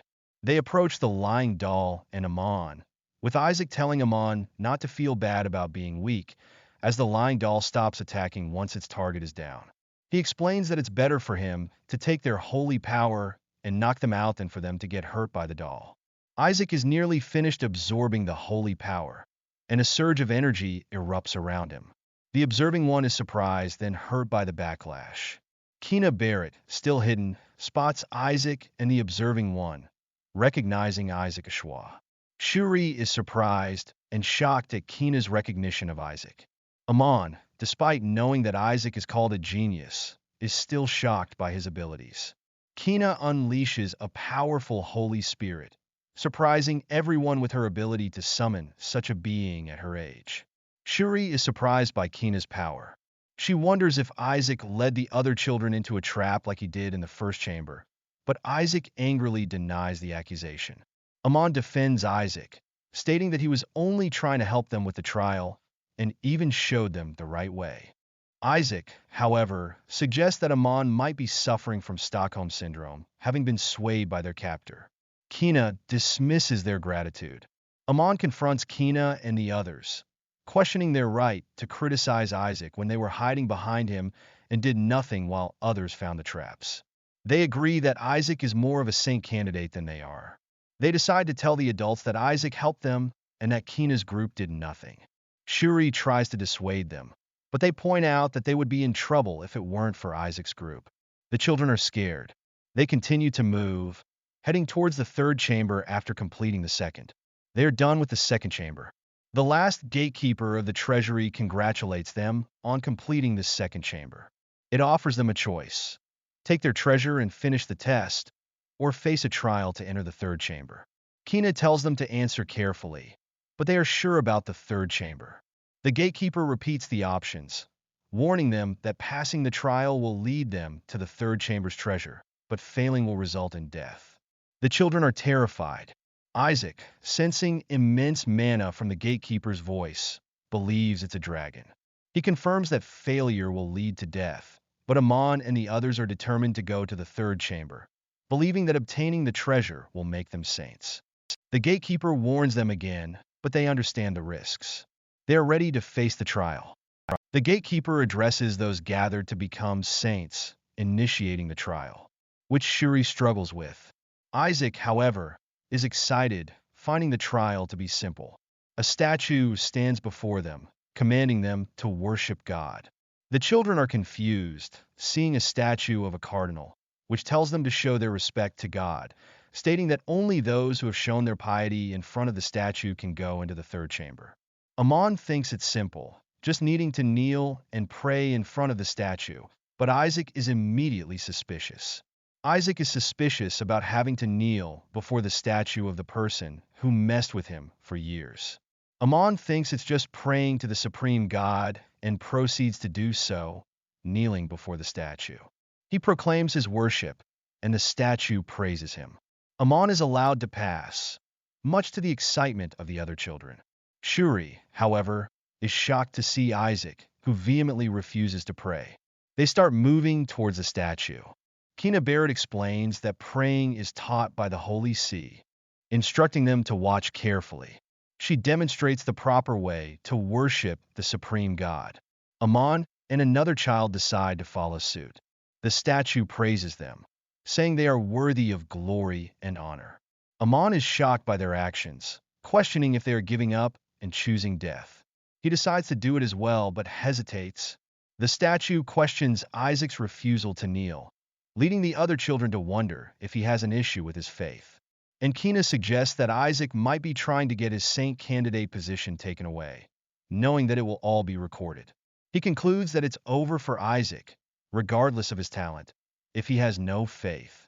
The statue calls Isaac the child of the saintess and admonishes him for acting disrespectfully, to which Isaac responds with defiance, stating he would rather die. Isaac tells it that it can kill him. The statue then starts attacking Isaac with dark energy, declaring that those who disrespect it will die. Isaac curses at the statue, attempting to destroy it while the observing one warns him of the danger. The statue is only slightly damaged, praising Isaac's attack. Isaac is surprised, and the statue declares that Isaac has passed and can now move to the third chamber. Kina and the others are shocked, questioning how Isaac could pass without praying. The observing one explains that Isaac is the only one who has the right to enter the third chamber, as he showed his faith in God. It questions if they understand, revealing that Isaac did not kneel to a statue but to God, asking if their faith tells them to bow down to idols. They are shocked, with Shuri realizing that even though it's in the form of their God, a statue is still an idol. Amon agrees, pointing out that texts say not to bow down to statues, even if they are in the image of their God. The statue commends Isaac for not losing his faith in the face of death, but Isaac tells the observing one to shut up.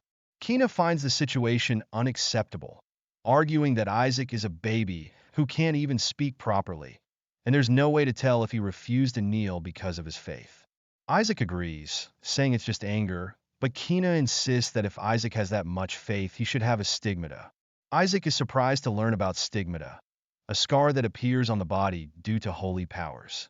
The observing one confirms that Isaac doesn't have a stigmata, confusing the others, as all saint candidates should have one.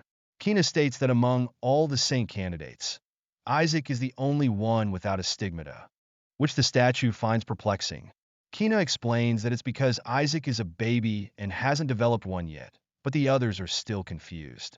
Shuri angrily asserts that babies don't need stigmata, and Gatekeeper agrees, saying that a stigmata doesn't just show up because someone is great. The Gatekeeper asks if they all feel the same way and if they want to enter the third chamber, surprising them. Shuri is suspicious that they are being let in so easily. The Gatekeeper allows them to proceed, telling them to go ahead. The gate opens. They enter, surprised, but cough from the demonic energy. The gatekeeper reveals that they can now feel the demonic energy from the Skeleton King's body.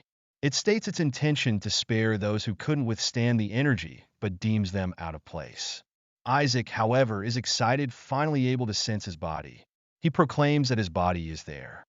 Isaac marvels at the sight of his body, the Skeleton King's, lying before them in the third chamber. He never expected to see it again after self-destructing in the divine realm. The observing one is excited by the amount of mana leaking out. Amon notes Isaac's courageous, warrior-like face, but Shuri thinks Isaac has lost his mind. The gatekeeper urges them to turn back, saying it's not too late, and that they should only proceed if they can smile in the face of death like Isaac.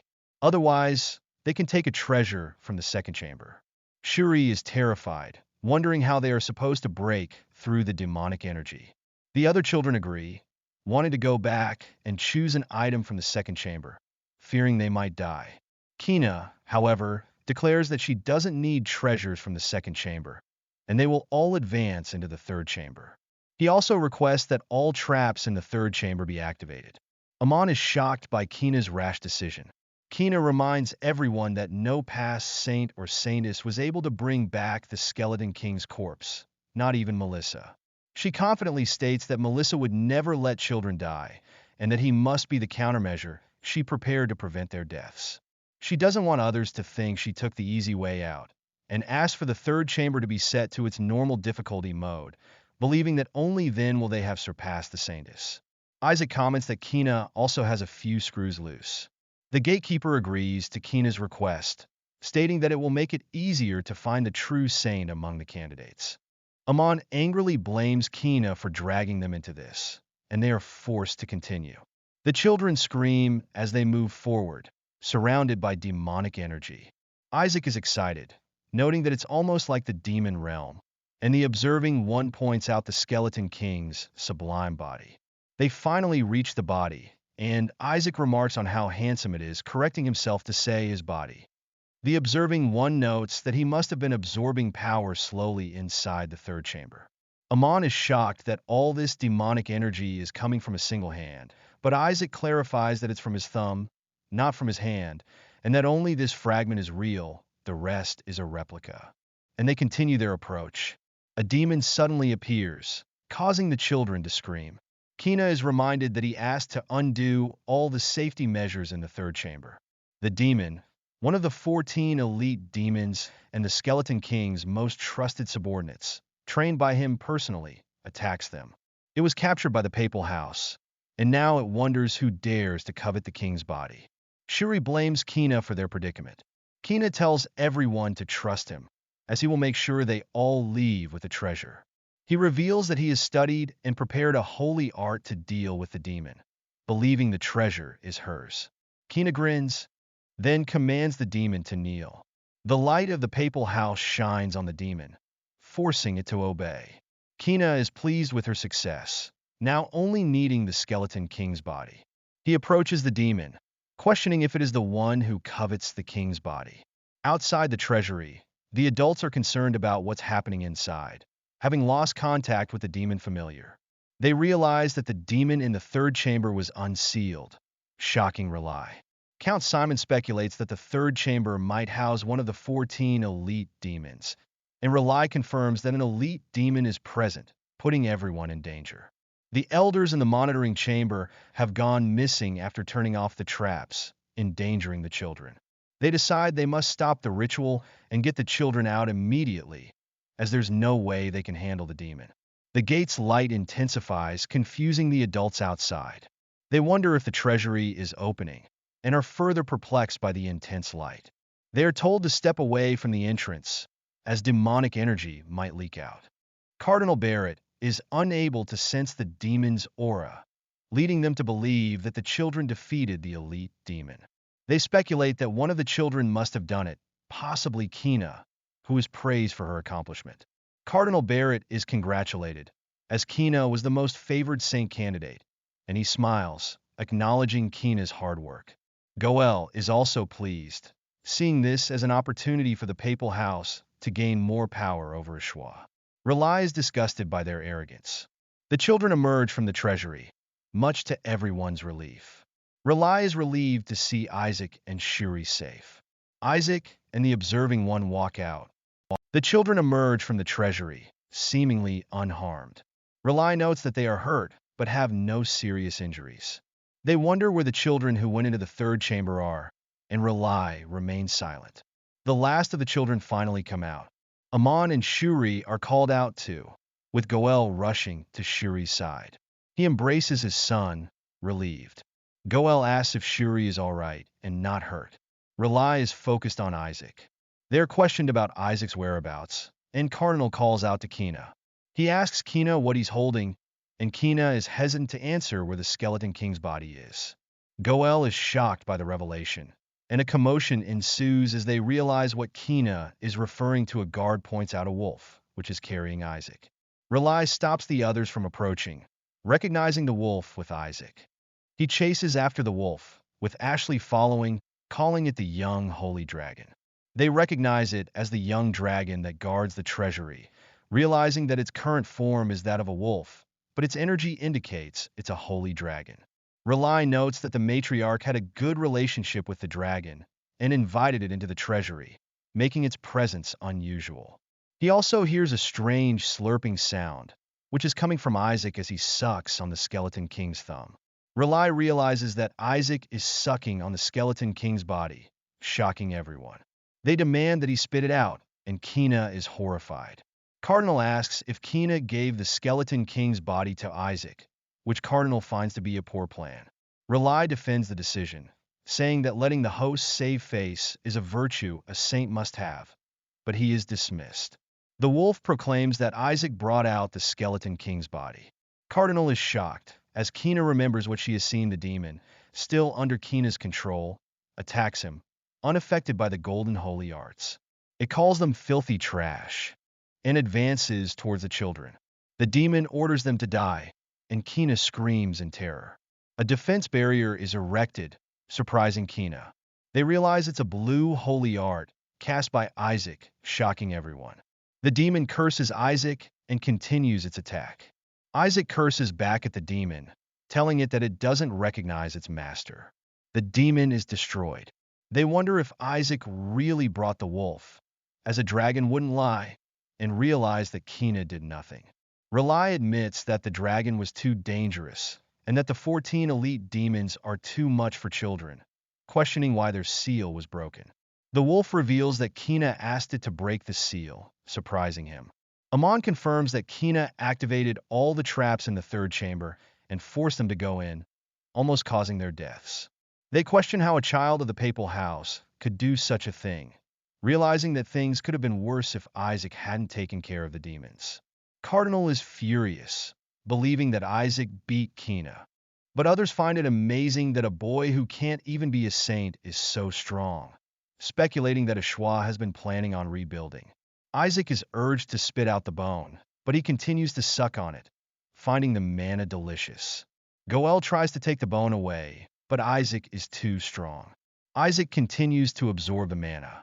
Rely is amazed that Isaac has outdone himself, thinking the matriarch will be overjoyed. Henna smiles, thinking that they can finally track down the Skeleton King using tracking arts now that they have his body. Isaac continues to enjoy the bone.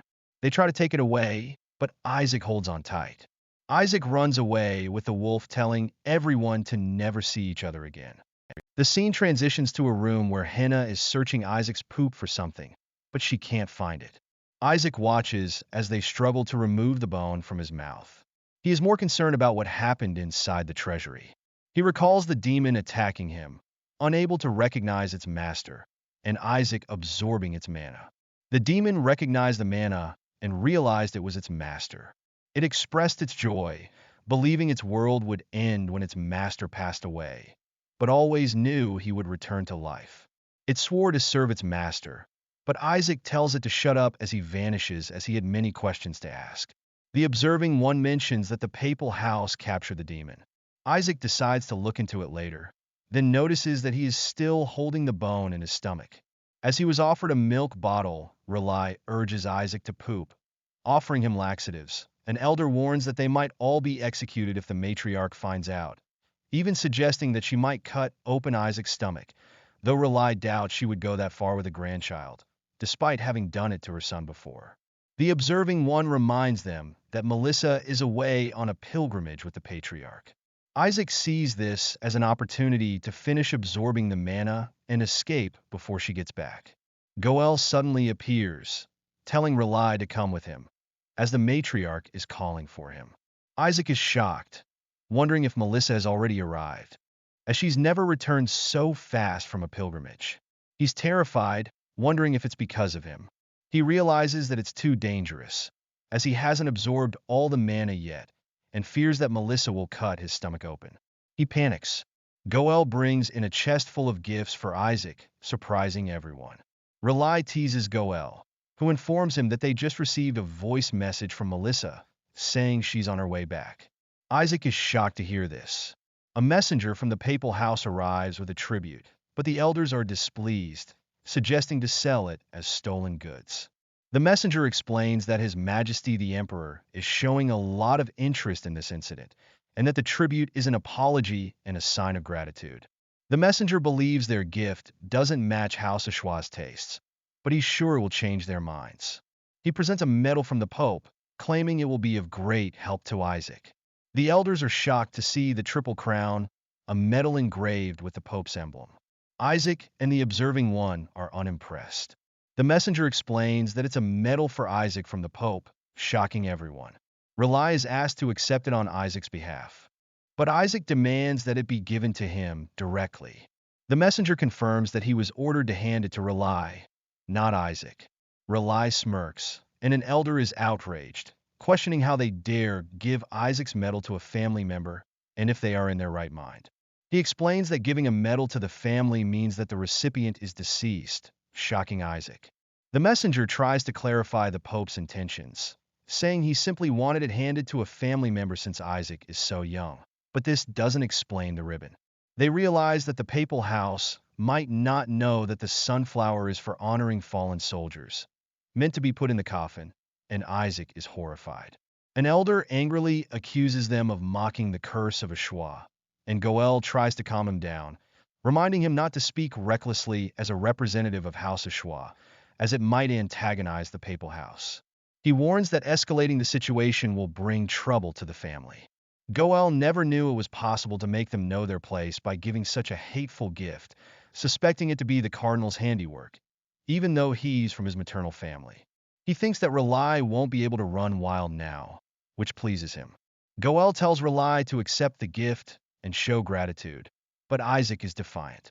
The messenger activates the medal, revealing a holy flame, shocking everyone. They recognize it as the holy flame, wondering who would use it. Rely is shocked to see the medal. The messenger is attacked by the holy flame, and Isaac is revealed to be the one using it, having taken the medal.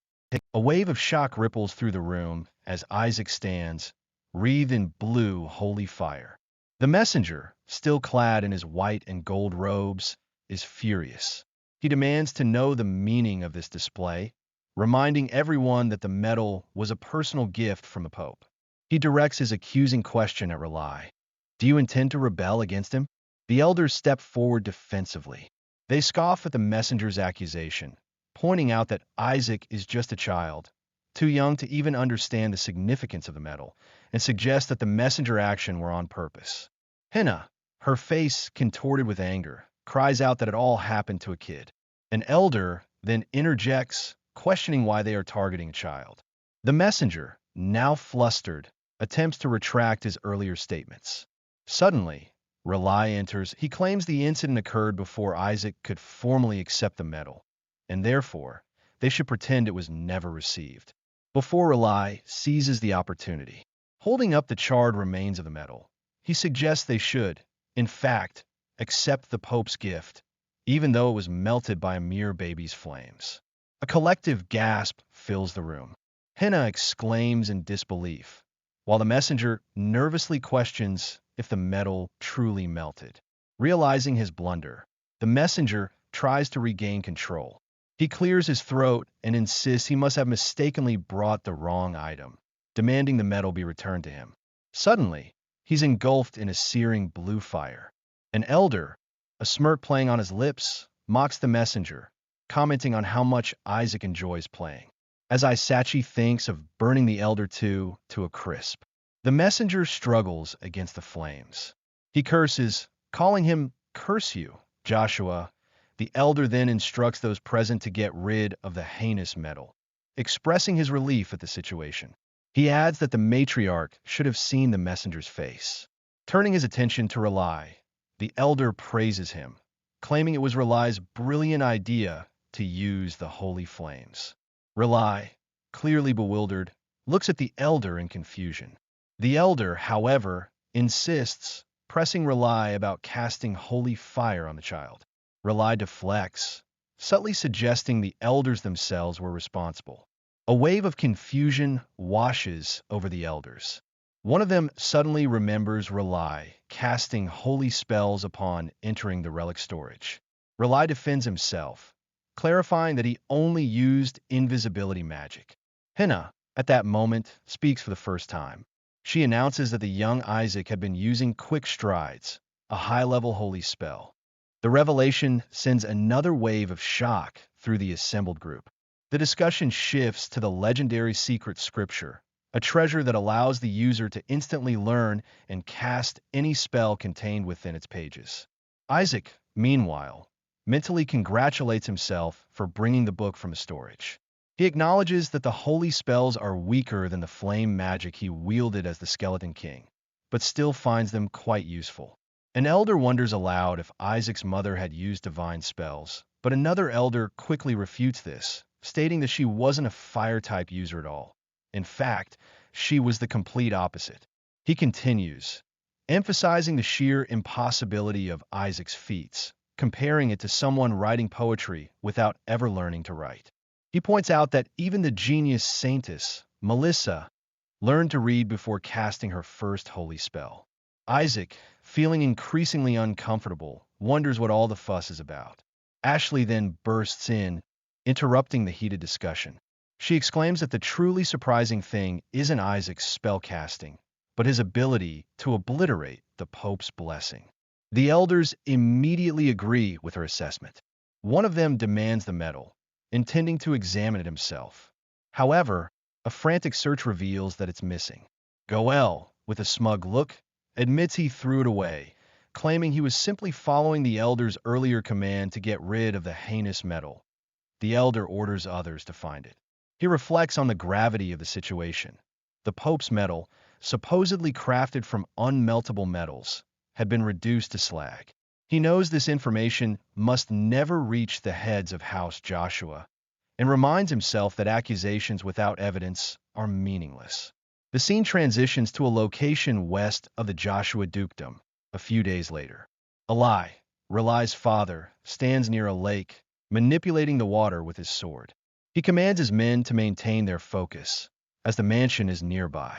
Suddenly, he pauses, sensing a disturbance. Returning to the grand, imposing mansion, Eli wonders what he's sensing. He makes the alarming connection. They question if the Skeleton King is somehow manifesting within Isaac. He notes that Isaac has consumed an alarming quantity of poison, 300 bottles, as well as 500 of House Julius fruits, known for increasing affinity with holy beasts. Isaac, for his part, remembers the delicious fruit and thinks about his future plans. He believes he'll need the holy beast to defeat the Pope and the gods. He surmises that there must be a holy beast within House Joshua as well. A moment later, he's surprised by the appearance of Terranblum, the holy beast of Joshua, a massive creature of water and light. Someone tries to usher Isaac to a feast, but he's interrupted by Eli's arrival. Eli strides in, and everyone present greets him as the patriarch. Isaac recognizes him as the patriarch of House Joshua, his grandfather. However, a sense of foreboding washes over Isaac as he notices the intense survival aura radiating from Eli. Eli curtly tells Rely they need more time, emphasizing that cutting Isaac open won't solve anything. Rely, relieved, assures his father that such a drastic measure is out of the question.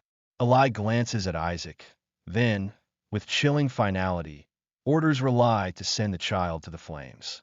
Rely is horrified and protests, but Eli questions if his son has misinterpreted something, suggesting the act of sending to the flame is a certain death sentence. Isaac is equally shocked, exclaiming that it sounds like they will eventually burn him. Rely and Goel both plead with Eli to reconsider, arguing that such a fate is too great a reward for Isaac. Isaac is incensed by this twisted logic. It's explained that throwing Isaac into the fire might allow them to retrieve the Skeleton King's body. Additionally, Isaac would likely become even stronger, gaining the blessing of the fire. Rely once again suggests either waiting more or just cutting him open. Isaac internally rails against their madness. Goel, however, vehemently opposes using House Joshua's sacred treasures, the flames and water of the temple, used for raising saintesses, on a snot-nosed, incompetent infant. He smirks, thinking that anything that opposes Isaac is a good thing in his book. Rely, enraged, reminds Goel that it was Isaac who defeated the demon in the relic storage, and that even the holy dragon spoke on his behalf. Goel dismisses this, claiming the dragon must have been mistaken, and warns Rely not to push his luck. Finally, the patriarch, with a stern look, defends Isaac. Rely further asserts, citing Isaac's use of holy flames to burn the Pope's medal, challenging Goel to deny what they all witnessed. He then accuses Goel and the elders of colluding beforehand. Goel, maintaining his composure, simply states that there's no proof of any of this. Patriarch at that time show the melted metal. The narrative establishes the Pope as the sole intermediary between the heavens and the mortal realm. Objects blessed by the Pope, such as the medal made of blessed gold, are imbued with his divine power. Eli, still holding the remnants of the melted metal, is in disbelief. Isaac reflects that even when he was the Skeleton King, he couldn't have destroyed such an artifact so easily. He wonders if his new body possesses an inherently greater power. Eli reveals that he found the metal at the bottom of Lake Elisiva. Goel, shocked, questions his father about how he found it. Goel suggests to his father to look at Isaac, who melted the Pope's symbol, and how they can use this event to show House Joshua's superiority to the Pope. Rely is more optimistic, suggesting that Isaac might even be able to withstand the Skeleton King's flames. An elder chimes in, suggesting that Isaac would make an excellent Skeleton King hunter. Eli shifts the conversation, reflecting on the recent damage caused by the Skeleton King and the looming threat of his return. Isaac, internally, is puzzled by this line of discussion. The observing one interjects, suggesting the existence of imposters, both in the present and the past, and how attracting attention could be strategically advantageous. It continues, drawing a parallel to the events of 10 years prior. Rely, his voice filled with anger, recalls the Skeleton King's arrival at House Joshua and the curse he inflicted upon them. Isaac is surprised by this revelation. Rely describes how the Skeleton King invaded their home, claiming he sought to destroy the Saintess's bloodline. The observing one clarifies that the event Rely describes happened 70 years ago, not 10, and that Isaac's previous master had passed away 150 years ago. Isaac mocks the idea of a curse from an average demon being a threat. He confidently declares he can suppress any curse with his superior mana. An elder remarks on how there are many who live their lives without a single hair on their head. Isaac, his resolve hardening, vows to eliminate the impostor. The elder, however, brings up a folk notion of baldness stemming from genetics. The observing one mentions the curse, and Eli, noticing Isaac's red eyes, concludes that Isaac is also cursed. Eli then states that neither the sacred flames nor the waters will be enough to deal with Isaac's situation, leaving Goel anxious. Eli declares his intention to bestow upon Isaac a Holy Spirit. The elder is stunned by this pronouncement. Isaac, too, is taken aback, as the text explains that Holy Spirits are received, not given. Isaac thinks by this he can transcend and give the bitch-ass a knuckles sandwich. Goel vehemently protests, calling the bestowal of a Holy Spirit excessive and demanding to know what Isaac has done to earn such an honor. Isaac, growing weary of the drama, dismisses the situation. The observing one cautions that the Pope is unlikely to simply ignore such a blatant act of defiance. Eli turns his attention to Goel, sternly questioning his actions. He criticizes Goel for defending those who insulted House Joshua and for attempting to hold Isaac back. Eli reminds everyone that House Joshua is built on the principle of protecting the weak. Isaac, pleased by this declaration, smiles. Eli commands everyone to gather in the main building, declaring that he will bestow a blessing upon Isaac. A few days later, Eli questions his father's decision, wondering if he truly intends to give Isaac the blessing. Eli explains that subjecting Isaac to the temple's flames or waters, while effective against the skeleton king, would ultimately harm the child. The temple's antidemonic properties are too strong, and they would prevent Isaac from learning exorcism rites, limiting his potential to a 5th-rank cleric or even lower. Eli reveals his plan. He will let Isaac choose between the flames, the waters, or the Holy Spirit, believing this will suffice as a test. Goel, with a smug grin, thinks to himself that his father wouldn't so easily part with the Holy Spirit. Eli presents 3 marbles, red, blue, and white, to Isaac, urging him to select the white one. However, Isaac reaches for the red marble. A collective gasp of shock erupts. Goel, trying to salvage the situation, tells Eli not to be too disappointed, expressing confidence that even a 4th-rank Joshua will eventually bring honor to their name. Eli cannot believe it.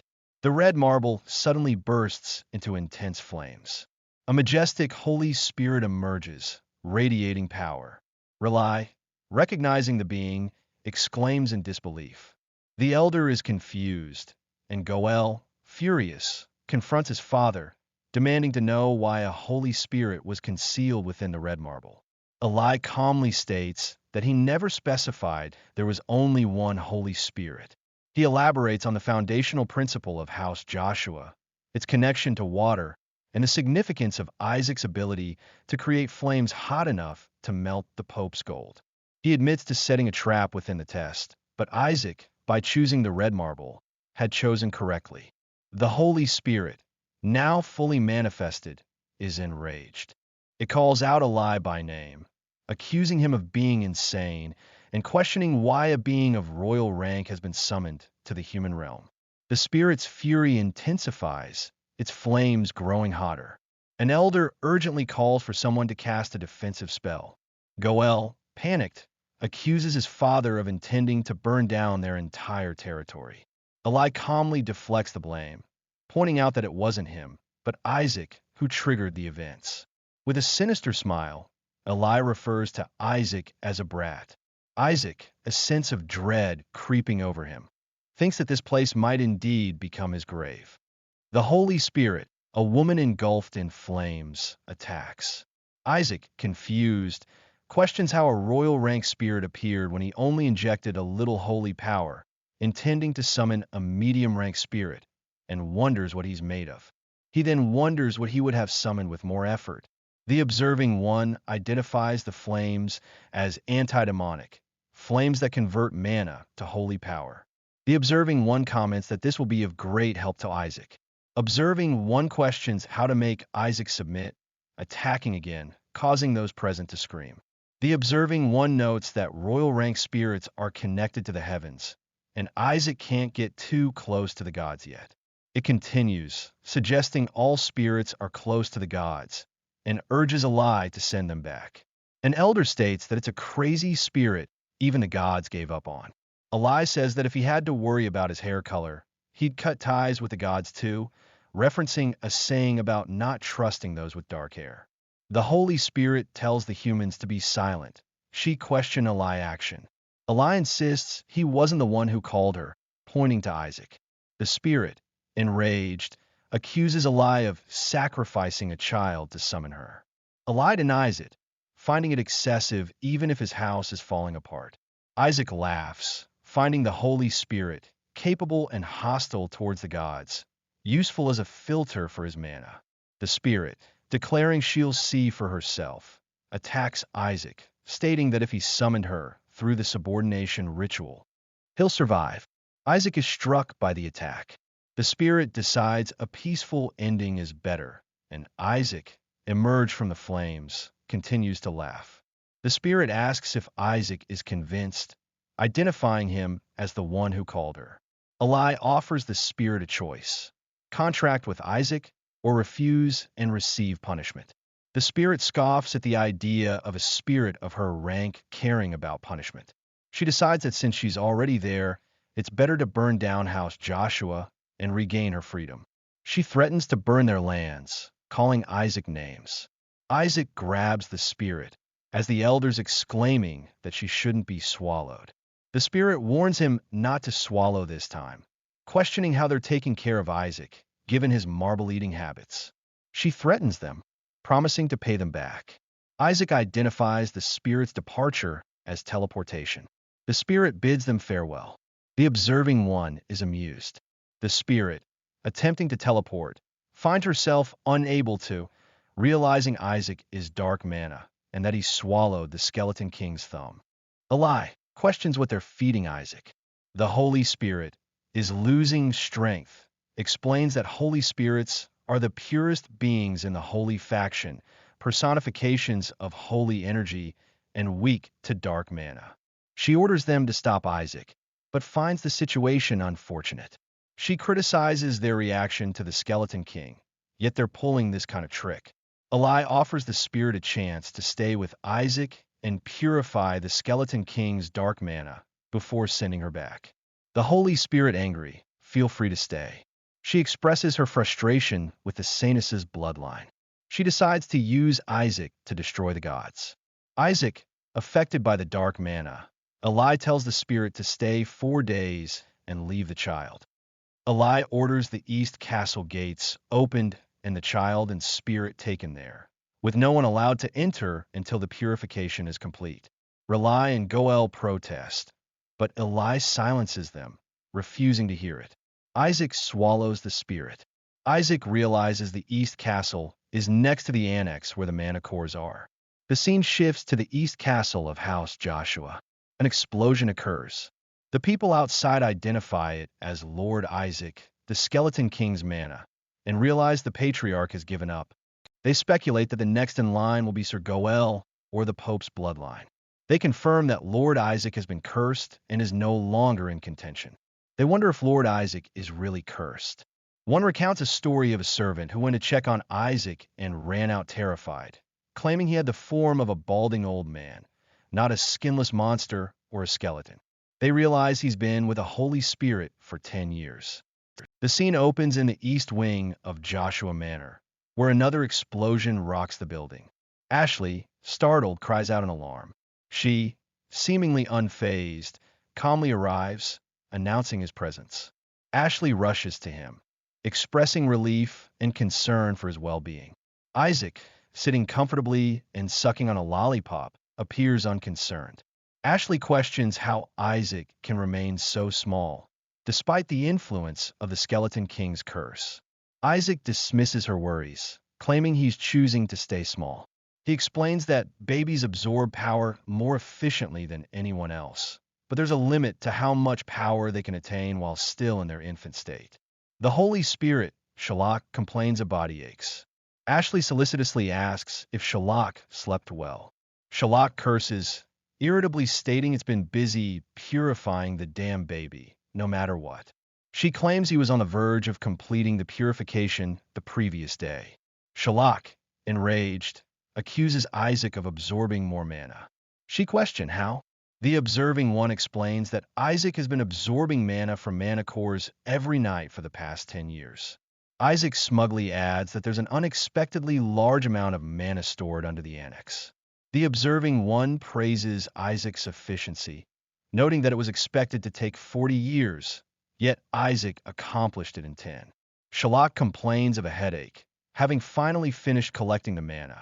Isaac boasts that he's now capable of using 6th rank holy spells, even without formal training. Ashley reassures Isaac, telling him that everything will be all right. She informs him that the Pope is mobilizing his forces. Isaac is surprised. Ashley elaborates, explaining that the Pope intends to execute all of the Skeleton King's minions who threatened the Empire, specifically the 14 demons. She adds that they'll soon be able to eliminate the last remnants of the Skeleton King's mana from Isaac. She encourages him to rest and offers him candy, also mentioning the Skeleton King's collapsed skull. Isaac, however, is frustrated, realizing the urgency of the situation and the need to take action soon. The observing one praises Shuri. Goel, accompanied by Shuri, proudly notes that his son not only skipped a grade, but is also the youngest ordained priest. He mentions that the princess will be present at Shuri's ordination, considering it a great honor for Shuri to escort someone of her status. He continues to brag about Shuri's accomplishments. Suddenly, Shuri is startled by a voice calling his name. Before he can react, Isaac throws him across the room, causing him to crash. Shuri, dazed and confused, addresses Isaac, demanding to know why he attacked him. Isaac criticizes Shuri, stating that he only managed to get into the academy because he coached him. Shuri attempts to defend himself, claiming he tried his best. Isaac dismisses his efforts, asserting that he could never have achieved so much on his own. Isaac reflects on the need to prepare for his own future, noting that most holy spells are only accessible after ordination. He then abruptly asks for Shuri's help, much to Shuri's surprise. Isaac clarifies, with an unnerving grin, that he needs everything Shuri possesses. He demands all of Shuri's belongings, including prize money and gifts. Shuri, utterly bewildered, calls Isaac a demon. Isaac brings up the impending execution of the Skeleton King's minions. He observes that they no longer seem to heed orders and appear to be awaiting their deaths. He confidently declares that he'll handle the priest ordination within the year. Shuri is initially excited. However, Shuri quickly questions Isaac's ability to accomplish this, given that he isn't even in the academy. Isaac questions Shuri laughs. Isaac explains the recommendation system, revealing that a letter of recommendation and passing a test can lead to ordination, even without attending the academy. He cynically calls it a convenient method for nepotism. He adds, however, that a recommendation requires proof of good character. The observing one interjects, calling him a complete asshole, agreeing with the assessment.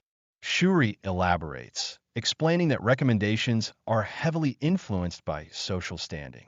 The higher the status of the recommender, the better. He laments that it will be difficult to find someone of sufficient rank to recommend him, let alone save him, and he only has a month left. Shuri confirms that the princess will indeed be attending the ordination, and Isaac grins, recognizing the opportunity.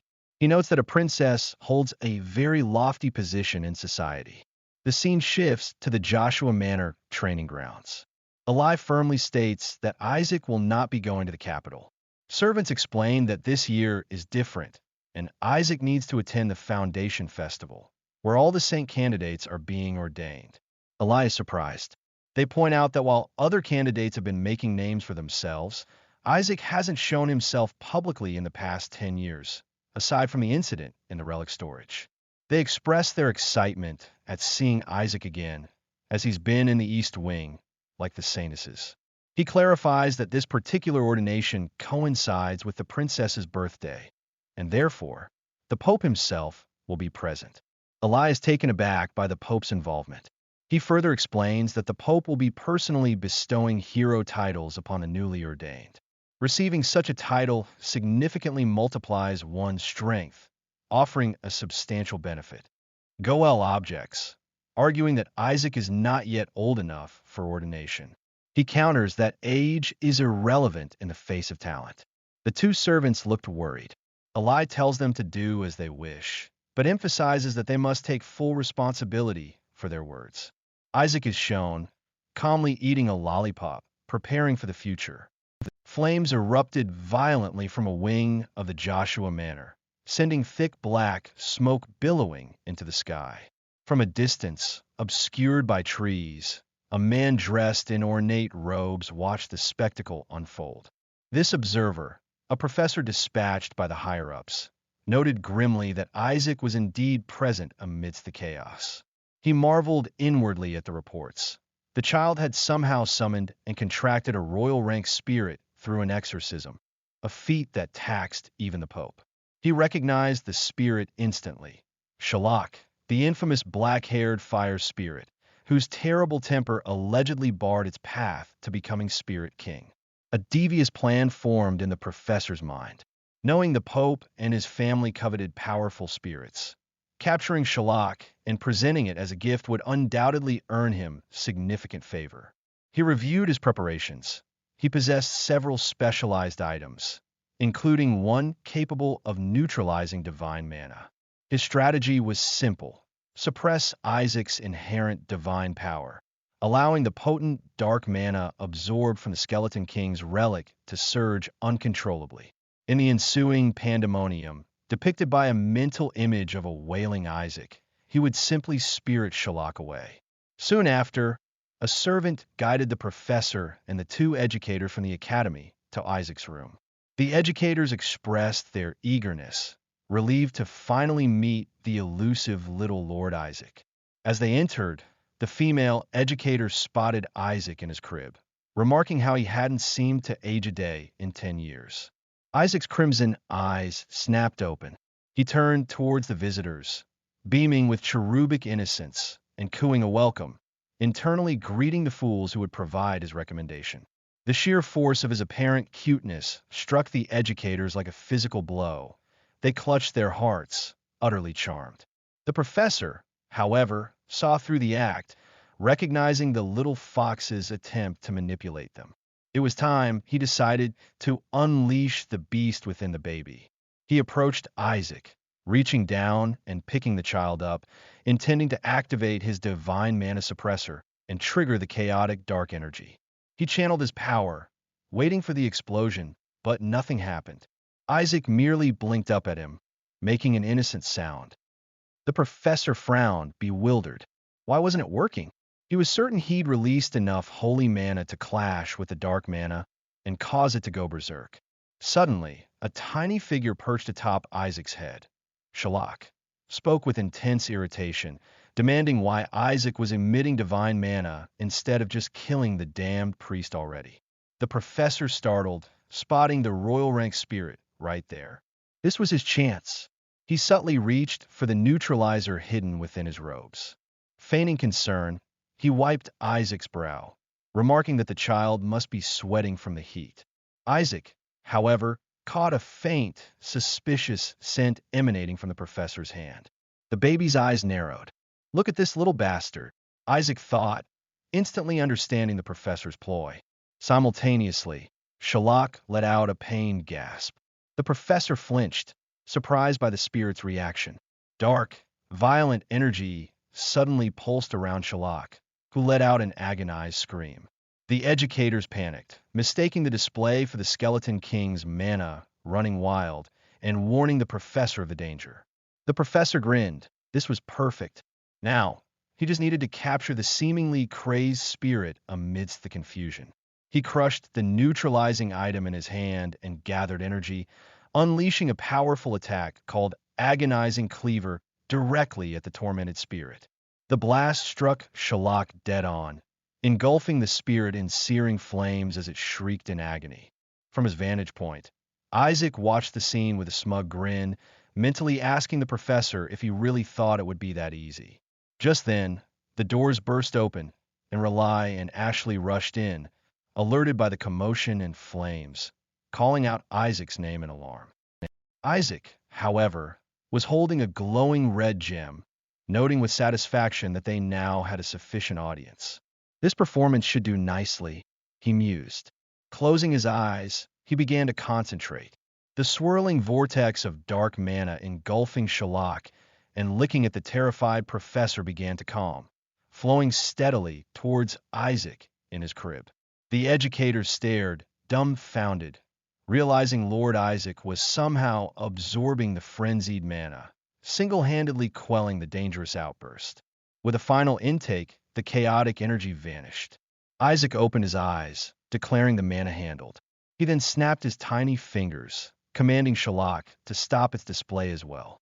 Instantly, The residual flames were replaced by waves of serene, blue energy, the azure divinity unique to House Joshua. Rely and Ashley gasped, recognizing the sacred power. Shalak floated calmly in the air, momentarily stunned.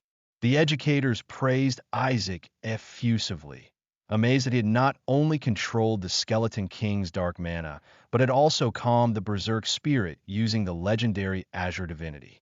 Rely and Ashley whispered that it was nothing short of a miracle.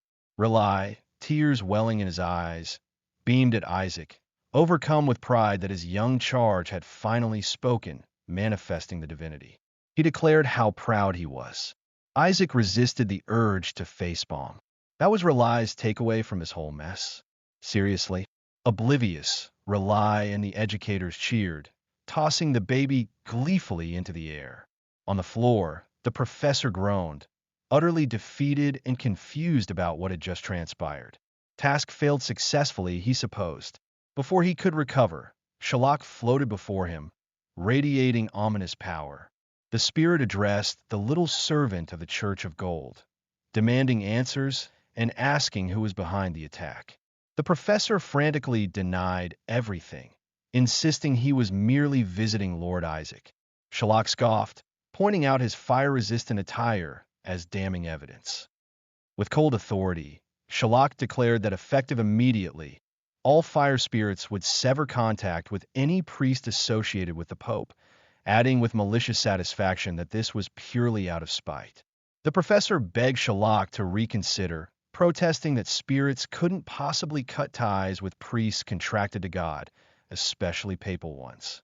Shalak cut him off with a dismissive curse, stating that ties with the gods had been severed long ago. Their rules no longer applied.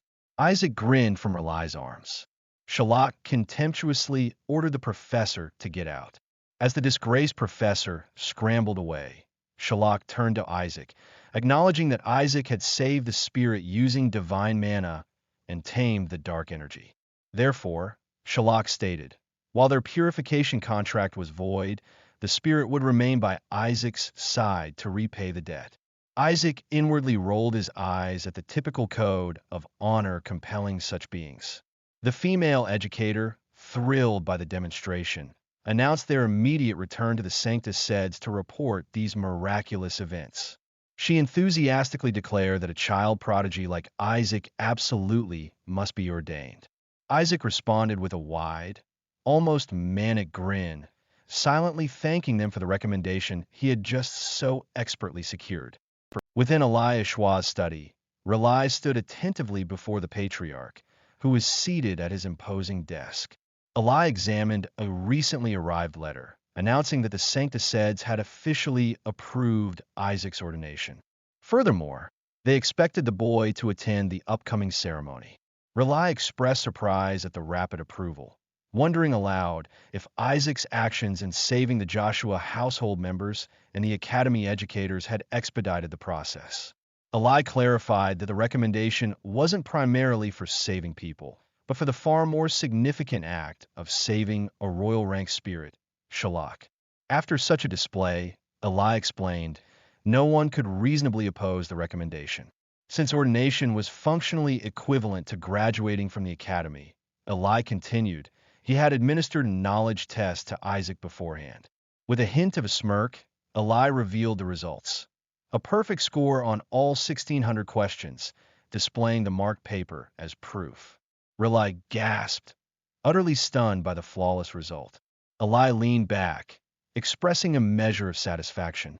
The boy could now speak and walk adequately, leaving little more to wish for. Aside, Eli mused ruefully from his appallingly bad attitude. All that remained, Eli noted, was the standard personality assessment, a test most passed unless they harbored severely immoral tendencies or outright criminal intent. Relay recalled the nature of this test, a holy spell compelling truth, and eagerly suggested they review Isaac's responses. Eli obliged. The first question asked Isaac's thoughts on the household that raised him. The answer was a blunt declaration of intent to conquer it, claiming it all as his own. Relay reacted with misplaced enthusiasm at the boy's spirit, while Eli, though slightly taken aback, conceded such ambition was expected of their lineage. The next question inquired about Isaac's plans post-ordination. The answer: bite off the heads of the gods.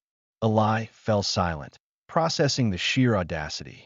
Rely read the final question regarding Isaac's dreams and aspirations as a priest of the Holy Helon Empire. The response was simple and horrifying. I'm going to destroy this country.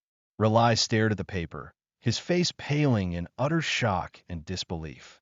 Clearing his throat nervously, Rely confirmed that only the two of them had seen these results. The horrifying implication struck him. If Isaac ever took another truth-compelled test after ordination, revealing such intentions, he would undoubtedly face execution for heresy. Eli slammed his gloved hand onto the desk with finality. Rely, he declared, would be ordained in Isaac's place. Furthermore, Isaac was not to leave the house in the meantime. The boy, Eli stated grimly, clearly needed some serious education first. Perhaps an understatement for someone planning deicide and treason before hitting puberty. Later, near an open window elsewhere in the manor, the familiar shadowy form of the observing one materialized, calling for its master. It inquired if Isaac had reached a decision, receiving an affirmative reply from the unseen child. A small hand gripped a dark cloak tightly.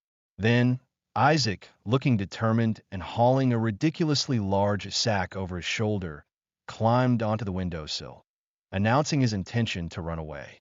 Meanwhile, at the prestigious Roman Academy in the capital, within the Holy Spell Division, students buzzed with rumors about the upcoming ordination.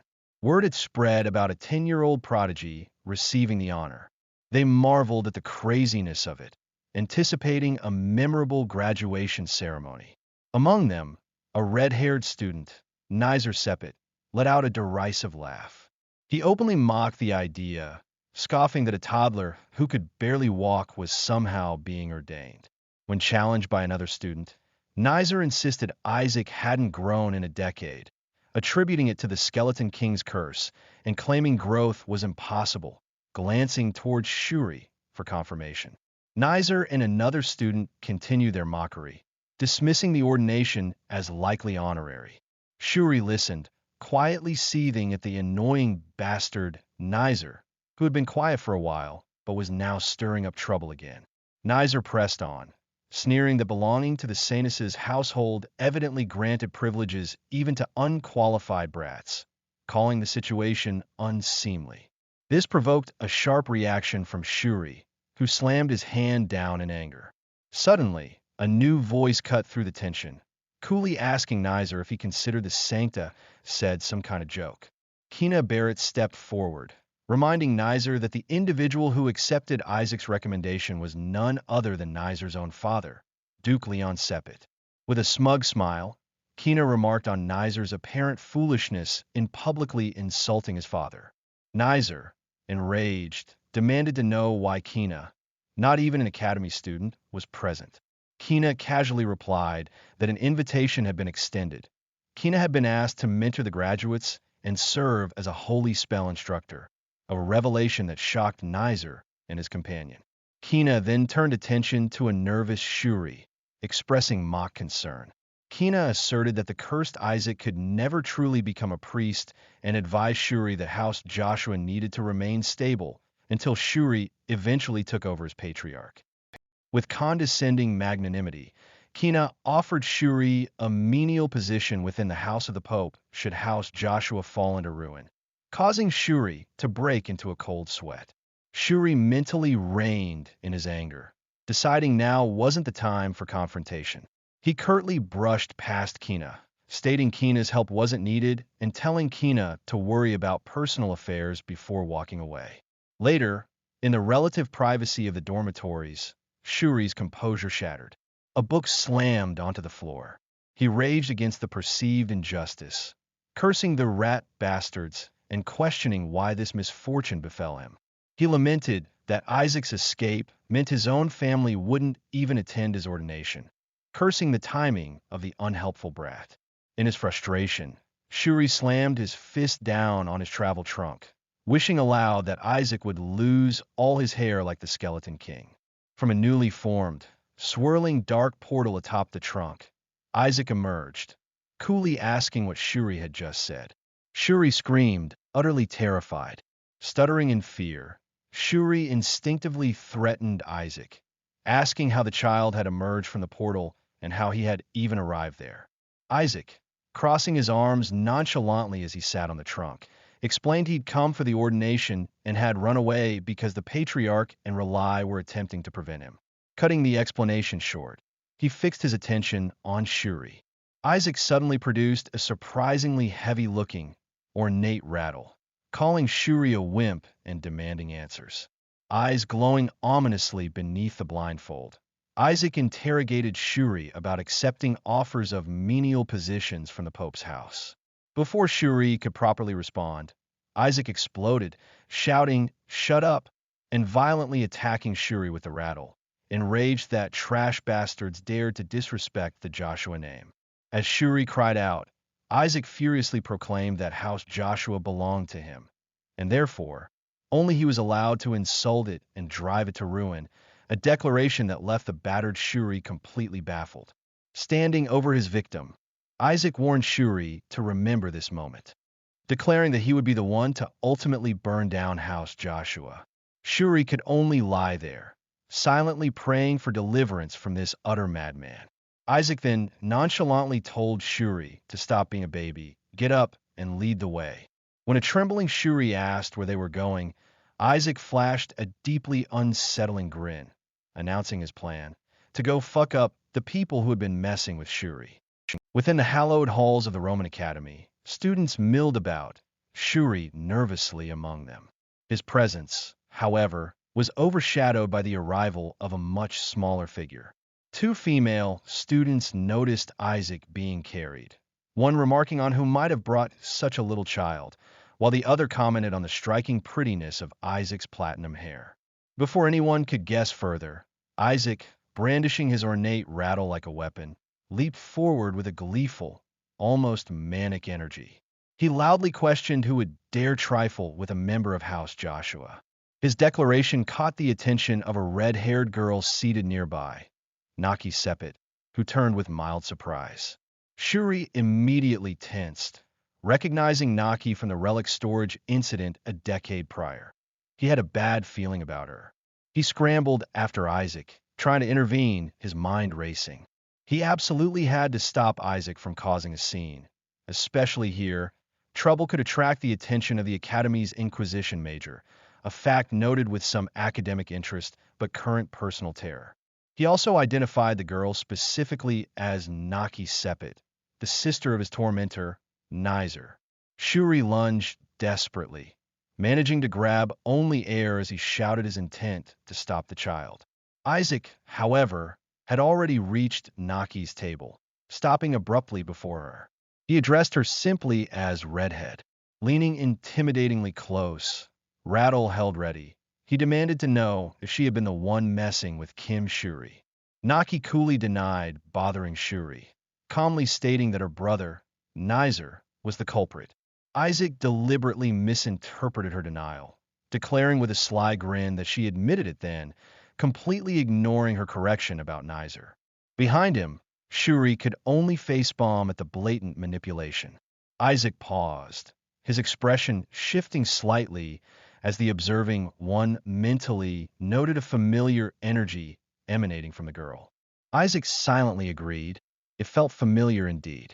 He recognized the potent signature, the energy of one of the 5 major gods. Naki, meanwhile, finally addressed Isaac directly, acknowledging him as the subject of recent rumors. A contemptuous smirk touched her lips as she dismissed him as a cursed infant and Kina Barrett as merely hailing from the Pope's family.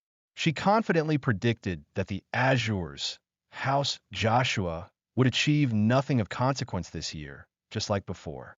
She added that it wouldn't be long before the Joshuas were erased entirely from the 5 faiths. Isaac's hand tightened into a small fist. Her sheer rudeness confirmed her allegiance to one of the powerful, established houses serving those major gods. Shuri frantically tried to pull Isaac away, hissing warnings about antagonizing the House of Crimson and pleading for Isaac to just return home. Isaac brushed him off, stating curtly that he was there for his ordination and wouldn't be going back. Naki overheard and informed Isaac with smug certainty that he would never be ordained. Nizer planned to personally protest to the Pope and ensure the recommendation was cancelled. Shuri gritted his teeth, cursing Nizer under his breath. Naki added that Isaac's current behavior practically guaranteed cancellation even without Nizer's intervention. Just then, a tall, hooded figure approached Naki respectfully. The figure whispered, suggesting they summon an inquisitor as a precaution. Naki sharply refused, reminding her attendant that a staggering 70% of the inquisitors belonged to their own House of Crimson. Shuri, overhearing this alarming statistic, felt a fresh wave of panic. He grabbed Isaac decisively, urging him to flee. Their escape was cut short by a piercing scream from elsewhere in the hall. A massive, dark, clawed paw slammed onto the marble floor, radiating unsettling purple energy. A monstrous spectral wolf, wreathed in violet flames, materialized with a terrifying roar, sending students scattering in panic. Amidst the chaos, Isaac looked positively delighted, declaring the arrival of his insurance. Shuri, beside him, looked like he was about to faint. Naki reacted with alarm, questioning if a monster had escaped the practice rooms, while her hooded guard moved protectively in front of her. The spectral beast lunged directly towards them. Naki seemed shocked by its sudden appearance. Isaac, however, casually held up his rattle and swung it with surprising force, intercepting the monster's lunge with a resounding thwack. The creature recoiled, whining. Isaac clicked his tongue in annoyance, complaining that the beast was late despite his repeated calls. The massive wolf lowered its head, growling submissively like a scolded puppy. Naki, witnessing this bizarre turn, began preparing a spell, calling Isaac a monster. Isaac turned his crimson gaze upon the monster and uttered a single, chilling command telling the monster, quite rudely, to get lost. He gestured, and tendrils of red energy lashed out, striking the spectral wolf, which whimpered pitifully and fled, weaving fearfully through the terrified students. The observing one mentally commented on its master's flair for the dramatic, dragging out a resting monster, beating it up, and chasing it off purely for show. Isaac merely smirked, thinking a little performance was necessary. Just as the spectral wolf vanished, a squad of heavily armored inquisitors stormed into the hall, demanding the location of the monster. Naki quickly pointed in the direction the wolf had fled, suggesting it escaped and telling them to contact the monster division. One of the inquisitors, clad in white and gold, approached Naki to ensure her safety. Shuri stiffened, recognizing the uniform of a high-ranking inquisitor. He immediately grabbed Isaac, attempting a hasty retreat with nervous laughter. But the lead inquisitor blocked their path, stating firmly that no one could leave until the investigation concluded. Shuri's heart sank. It was truly over for them. He held Isaac tightly, babbling frantically that they knew nothing, laughing like a madman. Naki suddenly intervened, calling out to the inquisitor, and telling him not to bother with useless actions. She pointed directly at Isaac, held firmly by the panicked Shuri, and declared unequivocally that the child had saved her. Isaac looked utterly baffled by this unexpected turn of events. Naki walked towards them, addressing Isaac by name, and offered a somewhat flustered apology for her earlier rude remarks. She quickly added, blushing slightly, that it didn't mean she was particularly grateful or anything, leaving both Isaac and Shuri even more confused. Nearby students began whispering, realizing the rumors were true. Isaac had saved people, securing his recommendation. Among them, a blonde girl watched with wide, intelligent eyes, murmuring under her breath, identifying the child as the one her brother had spoken of, Princess Charlotte Alicfreak of the Holy Helon Empire. Far away, back in Eliashua's office at Joshua Manor, the patriarch was engaged in a tense communication via a scrying orb with a cardinal from another house. The cardinal's voice echoed, chiding a lie, the cardinal of Azure, for persistently refusing Isaac's ordination and urging him to simply allow the boy to attend. Eli, his face grim, silenced the cardinal curtly. When the cardinal warned of the Pope's impending rage, Eli declared it wasn't his problem. His grandson would remain locked away and educated within the manor until fully grown. The cardinal argued that such confinement would cause serious developmental issues, but Eli retorted internally that Isaac already possessed serious problems. The cardinal then relayed the latest news, his voice tinged with amusement. Reports spoke of a silver-haired baby wandering the halls of the academy. Eli's eyes widened in horror and realization. Isaac! He roared for Eli. When Eli appeared, Eli grabbed him, issuing an urgent command. They were going to the capital, effective immediately. They needed to arrive by the next day. Eli protested the impossibility. Even the fastest route required a week. Eli glanced at his timepiece, grimly noting they had just under 24 hours left. His eyes narrowed with fierce determination. They were going to run. The following day dawned at the academy. Shuri stood outside a closed door, pounding frantically. He yelled for Isaac, demanding to know what he was doing, trying to fit his tiny frame into priest robes and begging him to come out, as everyone was already waiting outside. Shuri pleaded desperately, arguing that people would laugh regardless, so they might as well get it over with. A calm voice replied from within, "I'm finished." Shuri slumped against the doorframe, utterly defeated, begging Isaac to just give up and go home, his plea trailing off. The door swung open. Relai stared, mouth agape in stunned silence. Isaac stood there, impeccably dressed and radiating an unnerving confidence, simply stating, "Let's go, Kim Shuri." The final day of the Foundation Day festival arrived, and the Grand Ordination Banquet Hall buzzed with anticipation. Candidates for ordination, clad in formal attire, sat at long tables. Whispers and glances exchanged amongst them, many directed towards the conspicuously small figure of Isaac Joshua seated amongst his peers. Suddenly, an announcer's voice echoed through the hall, calling for everyone to please rise. A hush fell as footsteps sounded on the polished floor. The patriarchs and cardinals representing the 5 major houses made their solemn entrance, their imposing presence commanding immediate respect. Among the seated Ashwa contingent, Goel subtly adjusted his ornate attire, a smug expression playing on his lips. He felt a surge of confidence, envisioning himself as the inevitable successor, the next patriarch of Joshua and cardinal of Azure. Just then, a disheveled figure stumbled to the table. Relai, looking utterly exhausted. Goel raised an eyebrow, questioning his brother's tardiness. Relai, breathing heavily, deflected, quickly asking if Goel had seen Isaac. Goel scoffed, asking why Relai would seek Isaac there, assuming the boy was still confined at home. He eyed Relai's state, noting the scuffs and sweat, and mockingly asked if Relai had actually run the entire distance. Relai, catching his breath, confirmed he had, pressing Goel again about Shuri's whereabouts, assuming Shuri would be with Isaac. Before Goel could reply, the announcer's voice boomed once more, heralding the arrival of His Holiness. The assembly turned as Pope Julio Barrett processed into the hall, his aged frame draped in magnificent white and gold vestments, exuding an aura of ancient authority.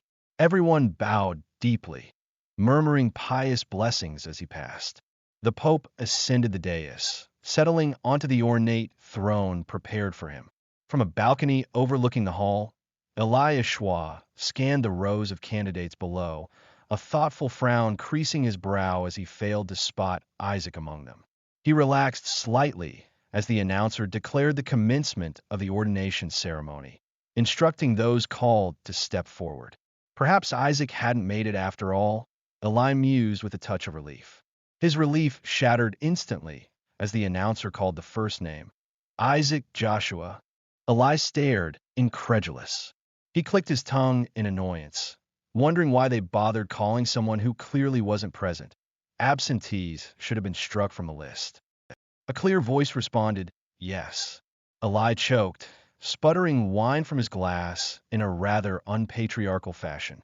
Both Rely and Goel jolted in surprise, disbelief warring with shock on their faces.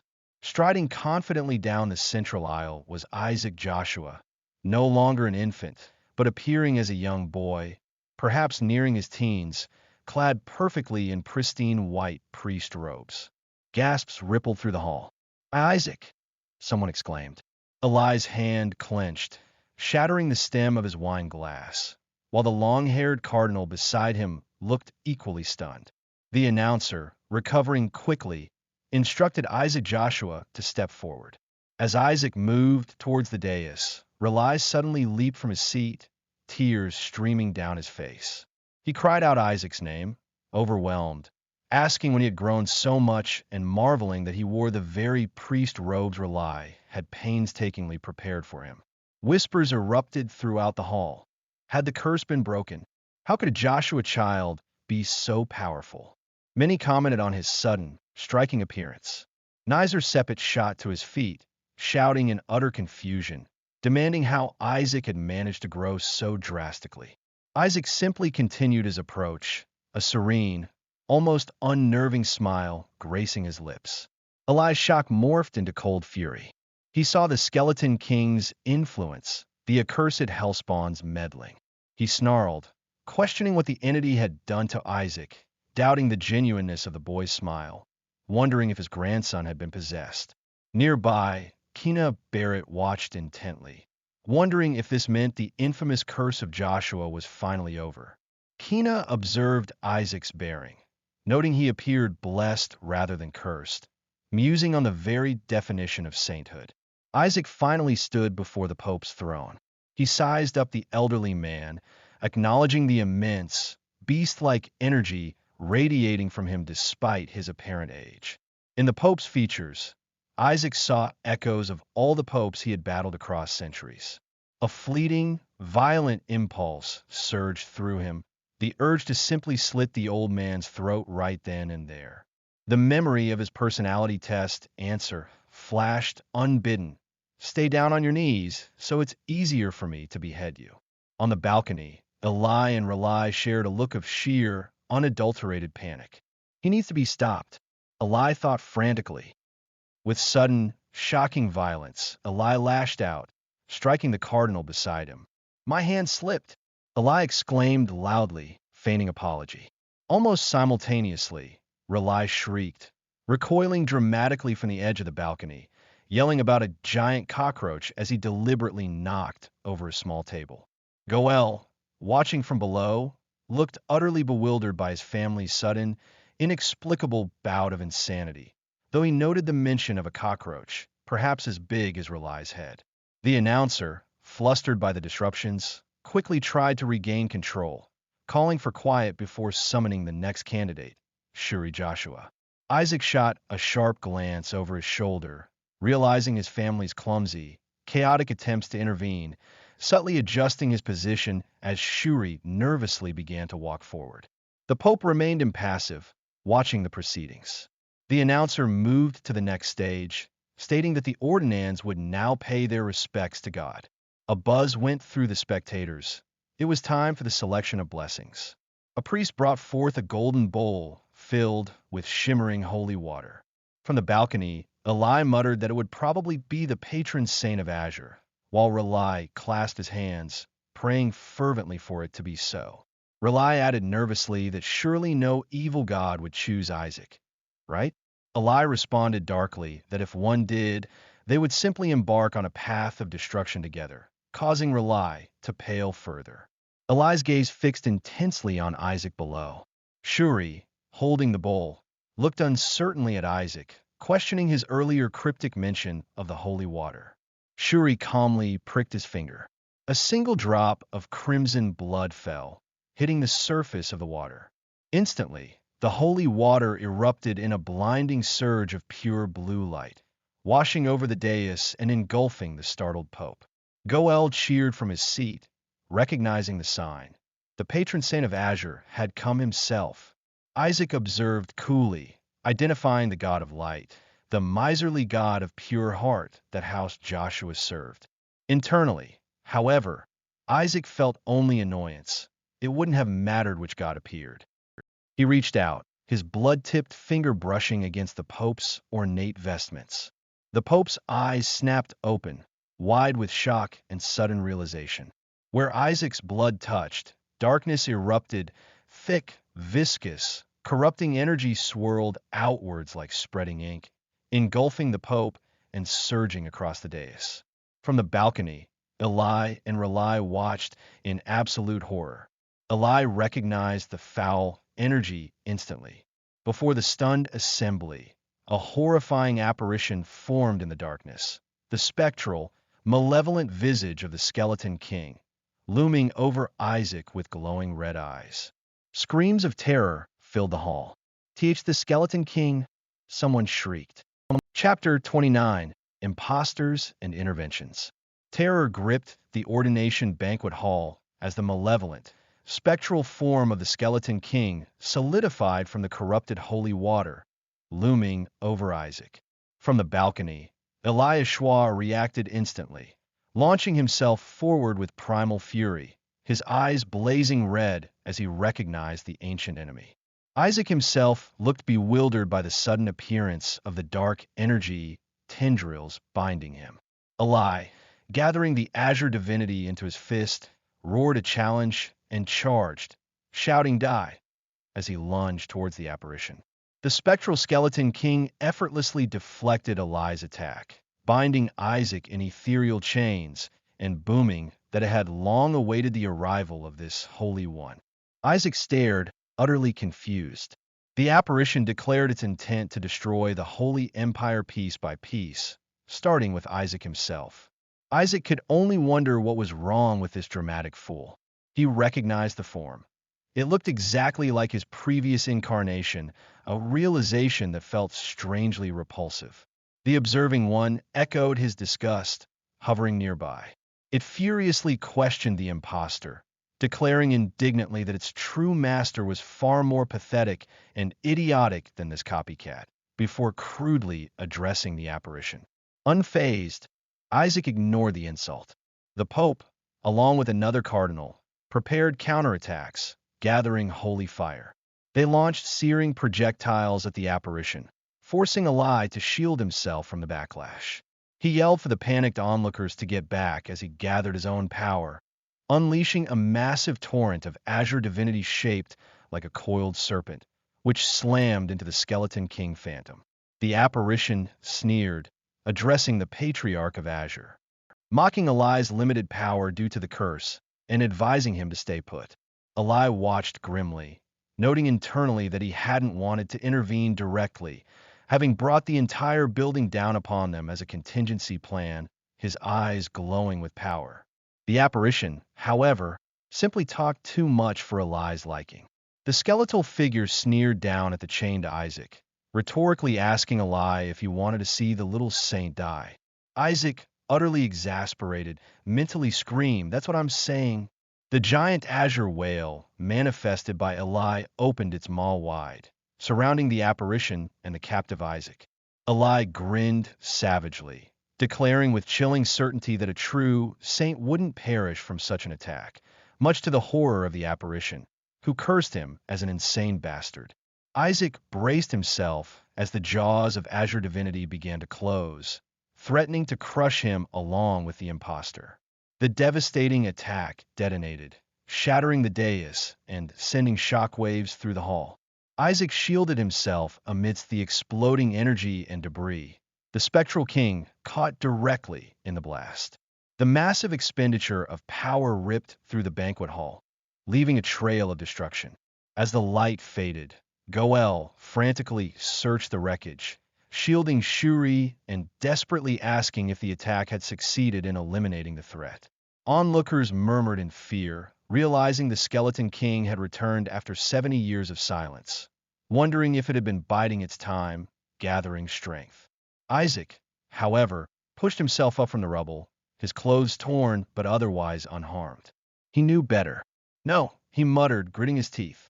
"That asshole is an imposter." Rely rushed to Isaac's side, anxiously checking if he was all right, while Eli looked on with grim concern, questioning if Isaac was truly unharmed after such an ordeal. Eli weakly pointed out that the Skeleton King had called Isaac a saint. Rely gently helped Isaac sit up, asking uncertainly if the Skeleton King was truly dead now, recalling Eli's overwhelming attack. Isaac merely sighed. No way it died, he stated flatly, explaining it was merely an illusion. Several dignitaries nearby overheard, looking surprised. The observing one confirmed Isaac's assessment, adding that it felt like a shadow clone, but something was distinctly off about it. Isaac agreed, confirming the unsettling suspicion. It was using my mana. This sparked a disturbing thought. Could his mana core have been dropped somewhere, just as a piece of his bone ended up in the Saintus' relic storage? It wasn't entirely impossible. A predatory grin spread across Isaac's face. If that imposter possessed his mana core, then things just got interesting. He could simply kill it and reclaim what was rightfully his. Eli watched Isaac, his expression unreadable, lost in thought, recalling the moment just before he attacked. He realized with cold certainty that the Pope had been preparing an attack not just on the apparition, but on Isaac too. His gaze hardened as he looked towards the Pope, who was now tending to a crying child amid the destruction. The Pope himself looked shaken, murmuring disbelief. He touched the spot on his vestment where Isaac's blood had landed. He recognized the power signature, not the patron saint of Azure, but something far greater. It was the blessing of the greatest god, the one the House of Gold had revered for millennia, the entity presiding above the 5 major gods.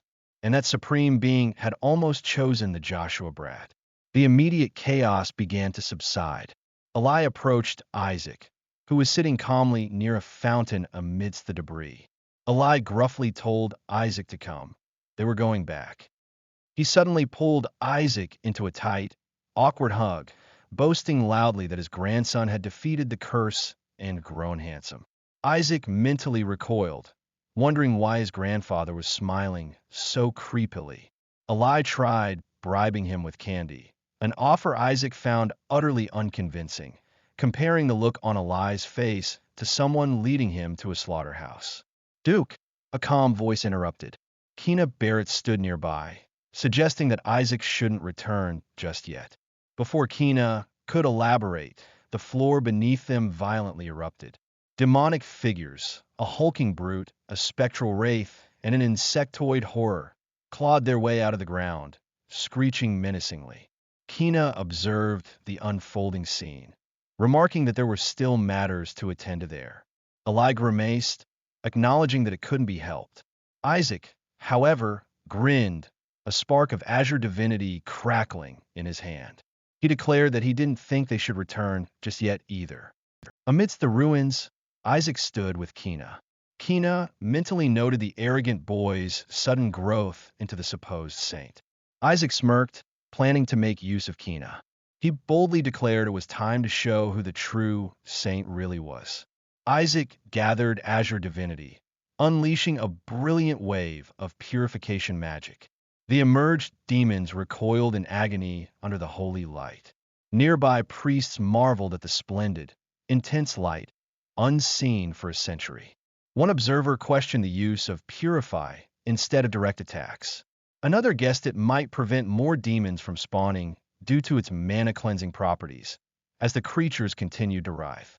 Isaac internally scoffed at the idea of learning holy spells from anyone, but Shalak, certainly not some fairy. He knew the truth. 6th rank purification wasn't just cleansing. It inflicted insidious area of effect damage over time, a fact he relished with a vicious grin. The demons began to cough and weaken under the sustained holy assault. Keena interrupted, dismissing Isaac's magic as insufficient and telling him to move aside. Isaac subtly gave Keena the finger behind his back, utterly unimpressed by the 1 in a billion talent using only 5th rank spells. Keena boasted that Isaac's talent couldn't rival his, preparing his own golden holy magic and lecturing Isaac on the need for powerful, multi-sided attacks. The magic fizzled slightly in his hand. Isaac struggled to contain his laughter at Keena's pompous, slightly failing demonstration. Kina demanded to know if Isaac understood that these monsters required overwhelming force due to regeneration. Isaac nearly choked, trying not to laugh out loud. This guy knew less than Jon Snow. Isaac thought Kina was an idiot, wishing Eli had dealt with him instead. Isaac coolly informed the bewildered Kina that these demons were merely bait. The main force, he sensed, was hiding nearby. Focusing his mana sense, Isaac located a small, hidden commander bug. Kina questioned what Isaac was doing with the bug, just as Isaac swiftly stabbed it with a sharp implement. The stabbed bug released dark, poisonous tendrils that instantly affected Kina and others. Isaac explained the bug's function. Slow, undetectable poisoning.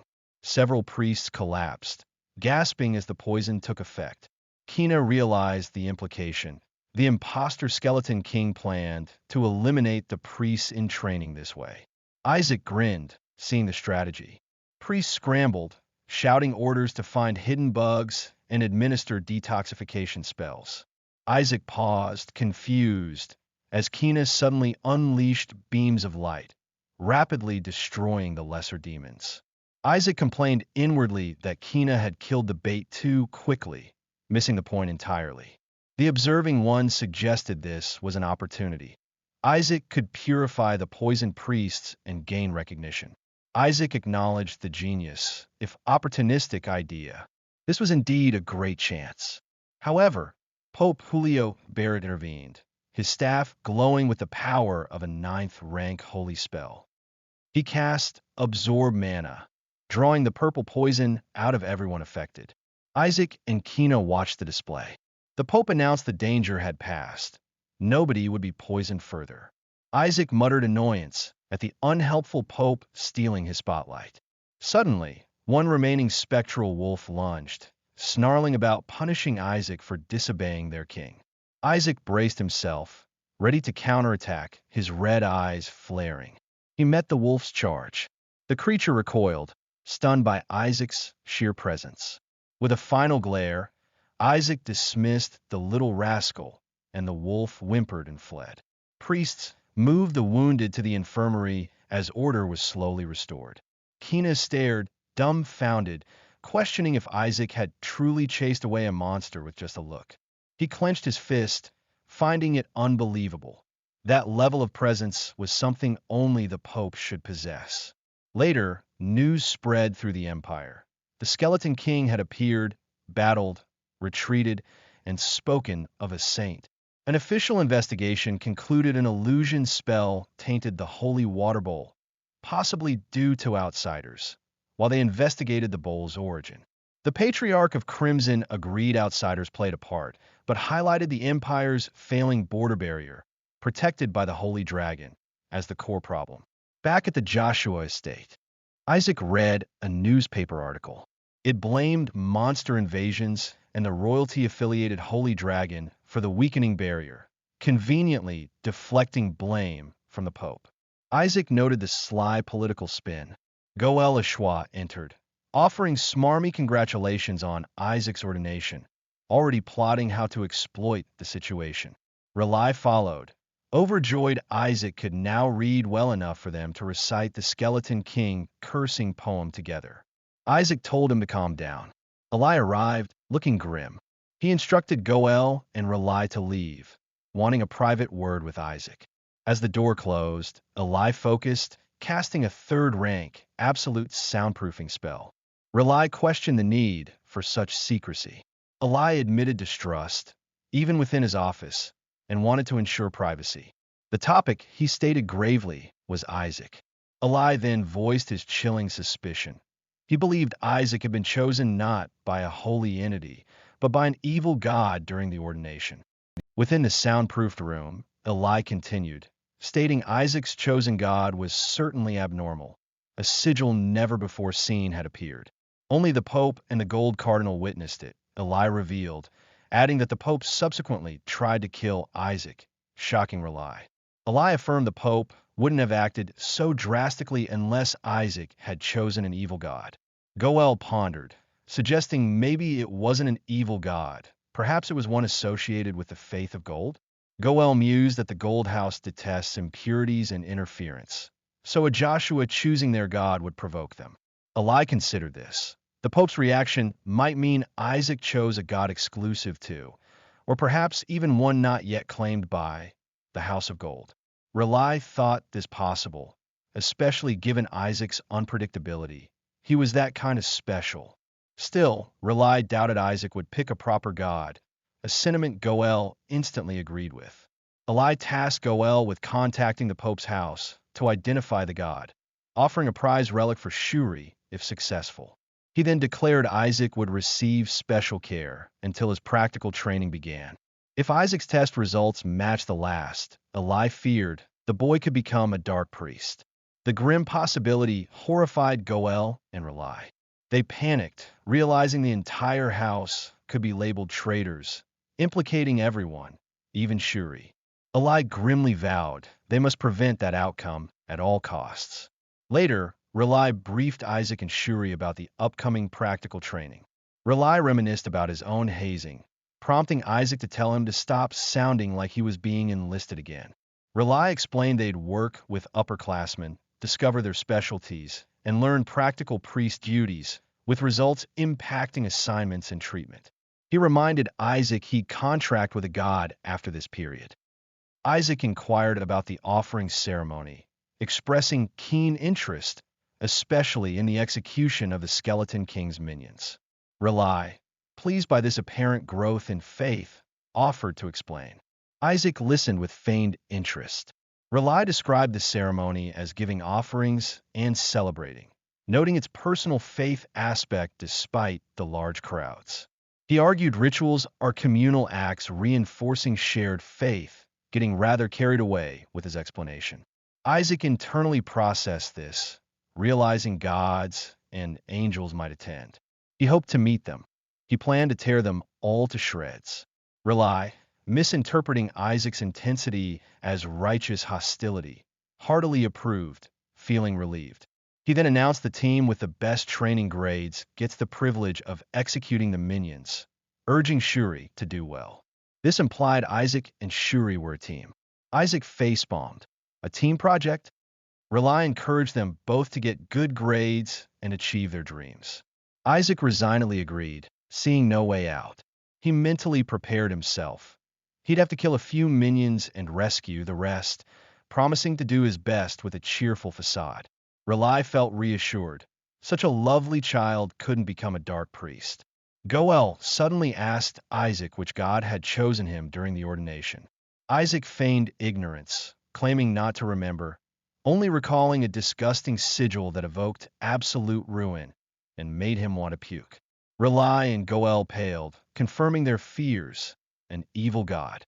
They tried to rationalize, mentioning ominous sigils exist and faith matters most. Isaac nonchalantly mentioned the Cardinal of Gold wanted to see him, wondering why that piece of dash wanted him. Just then, Kina Barrett stormed in, shouting Isaac's name. Goel and Rely were stunned. Kina declared she had business with Isaac. Goel and Rely panicked, wondering why she was there and if the Pope sent her. Kina marched towards Isaac, Goel speculating it might concern the evil god. Kina grabbed Isaac's hand, bluntly stating she'd previously thought him worthless. Isaac internally cursed her apparent insanity.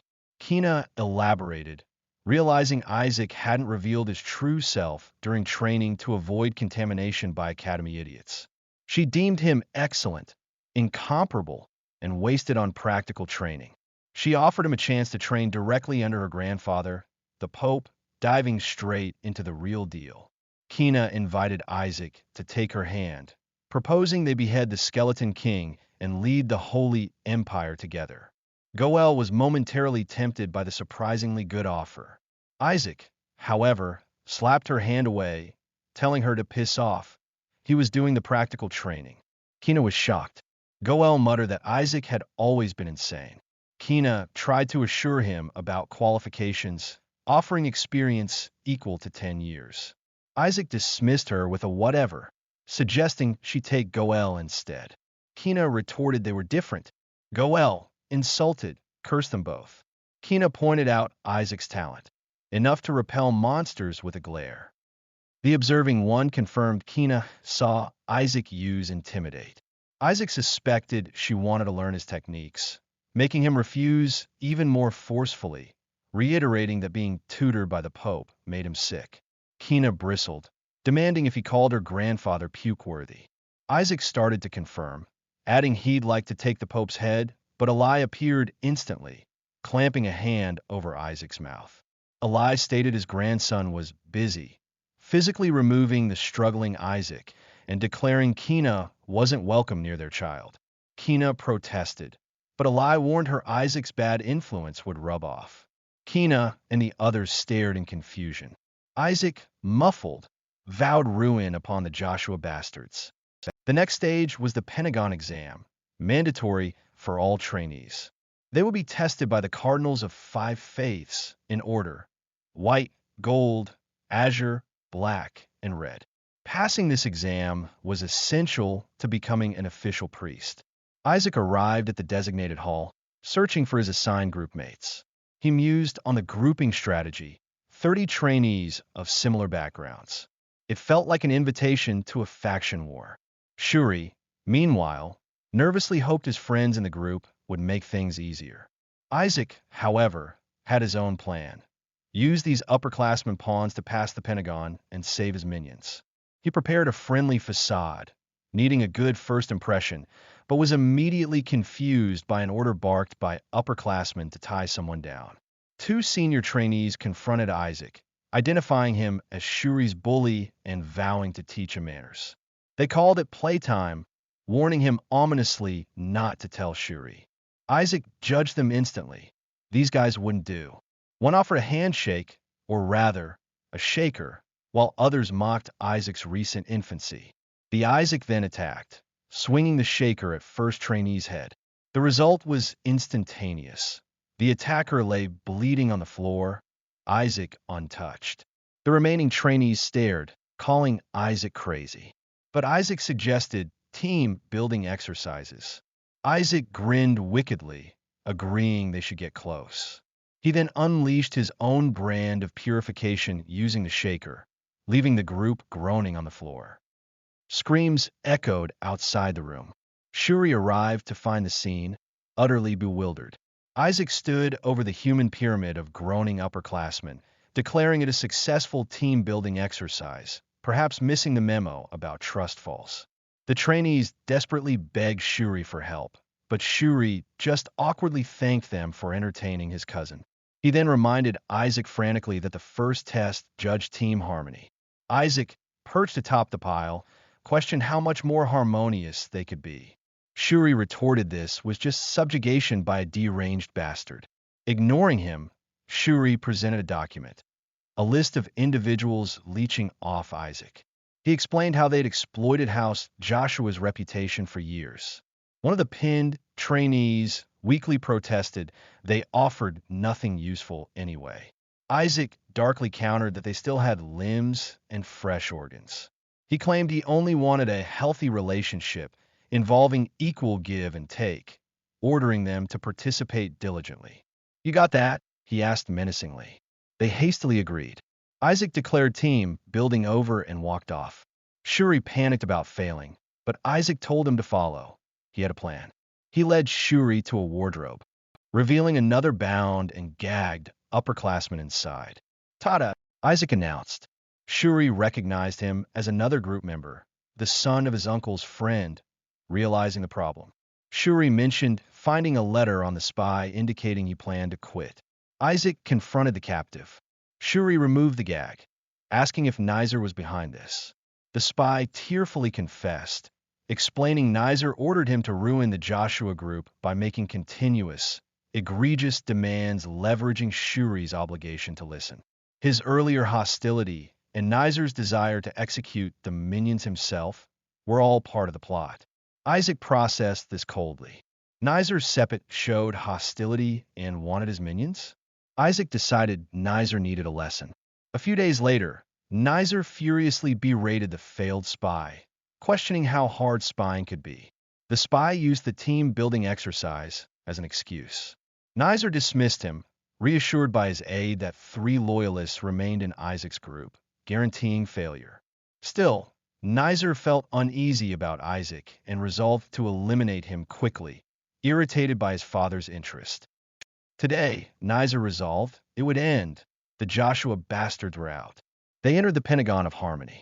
As an announcer droned on about faith and harmony, Isaac yawned. The first test was announced, a vote on team unity. If even one member voted against staying together, the whole team failed, with the dissenter reassigned. This loophole meant voting against Azure let others continue. Nizer smirked, believing his spies guaranteed Isaac's failure. An official cleared her throat, preparing to announce the results.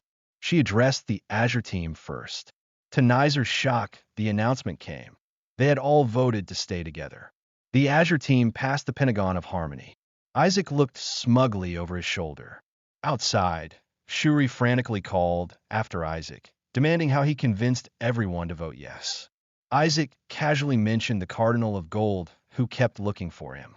Shuri recalled Isaac's lunatic refusal, earning a death glare and prompting a hasty apology. Isaac explained he'd asked the Cardinal for the legendary golden pill as a condition for meeting him.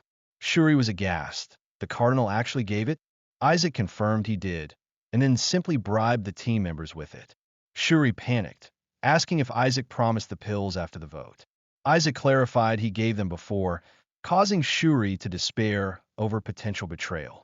Isaac, leaning casually on his staff, stated confidently he trusted his team. Shuri wondered if Isaac was becoming more priest-like, feeling a moment's relief. That relief shattered as the bribed upperclassmen collapsed, writhing in agony, begging Isaac for the antidote while clutching their stomachs. Isaac feigned innocence, claiming he simply had faith they wouldn't betray him. Shuri called him a lunatic, accusing him of poisoning them. Isaac admitted giving them the golden pill, but revealed its true ingredients, mostly flour, extracts of skeleton king mana and constipation medicine, a touch of human hair, and a near infinitesimal amount of actual golden pill. Basically, a placebo with extra steps.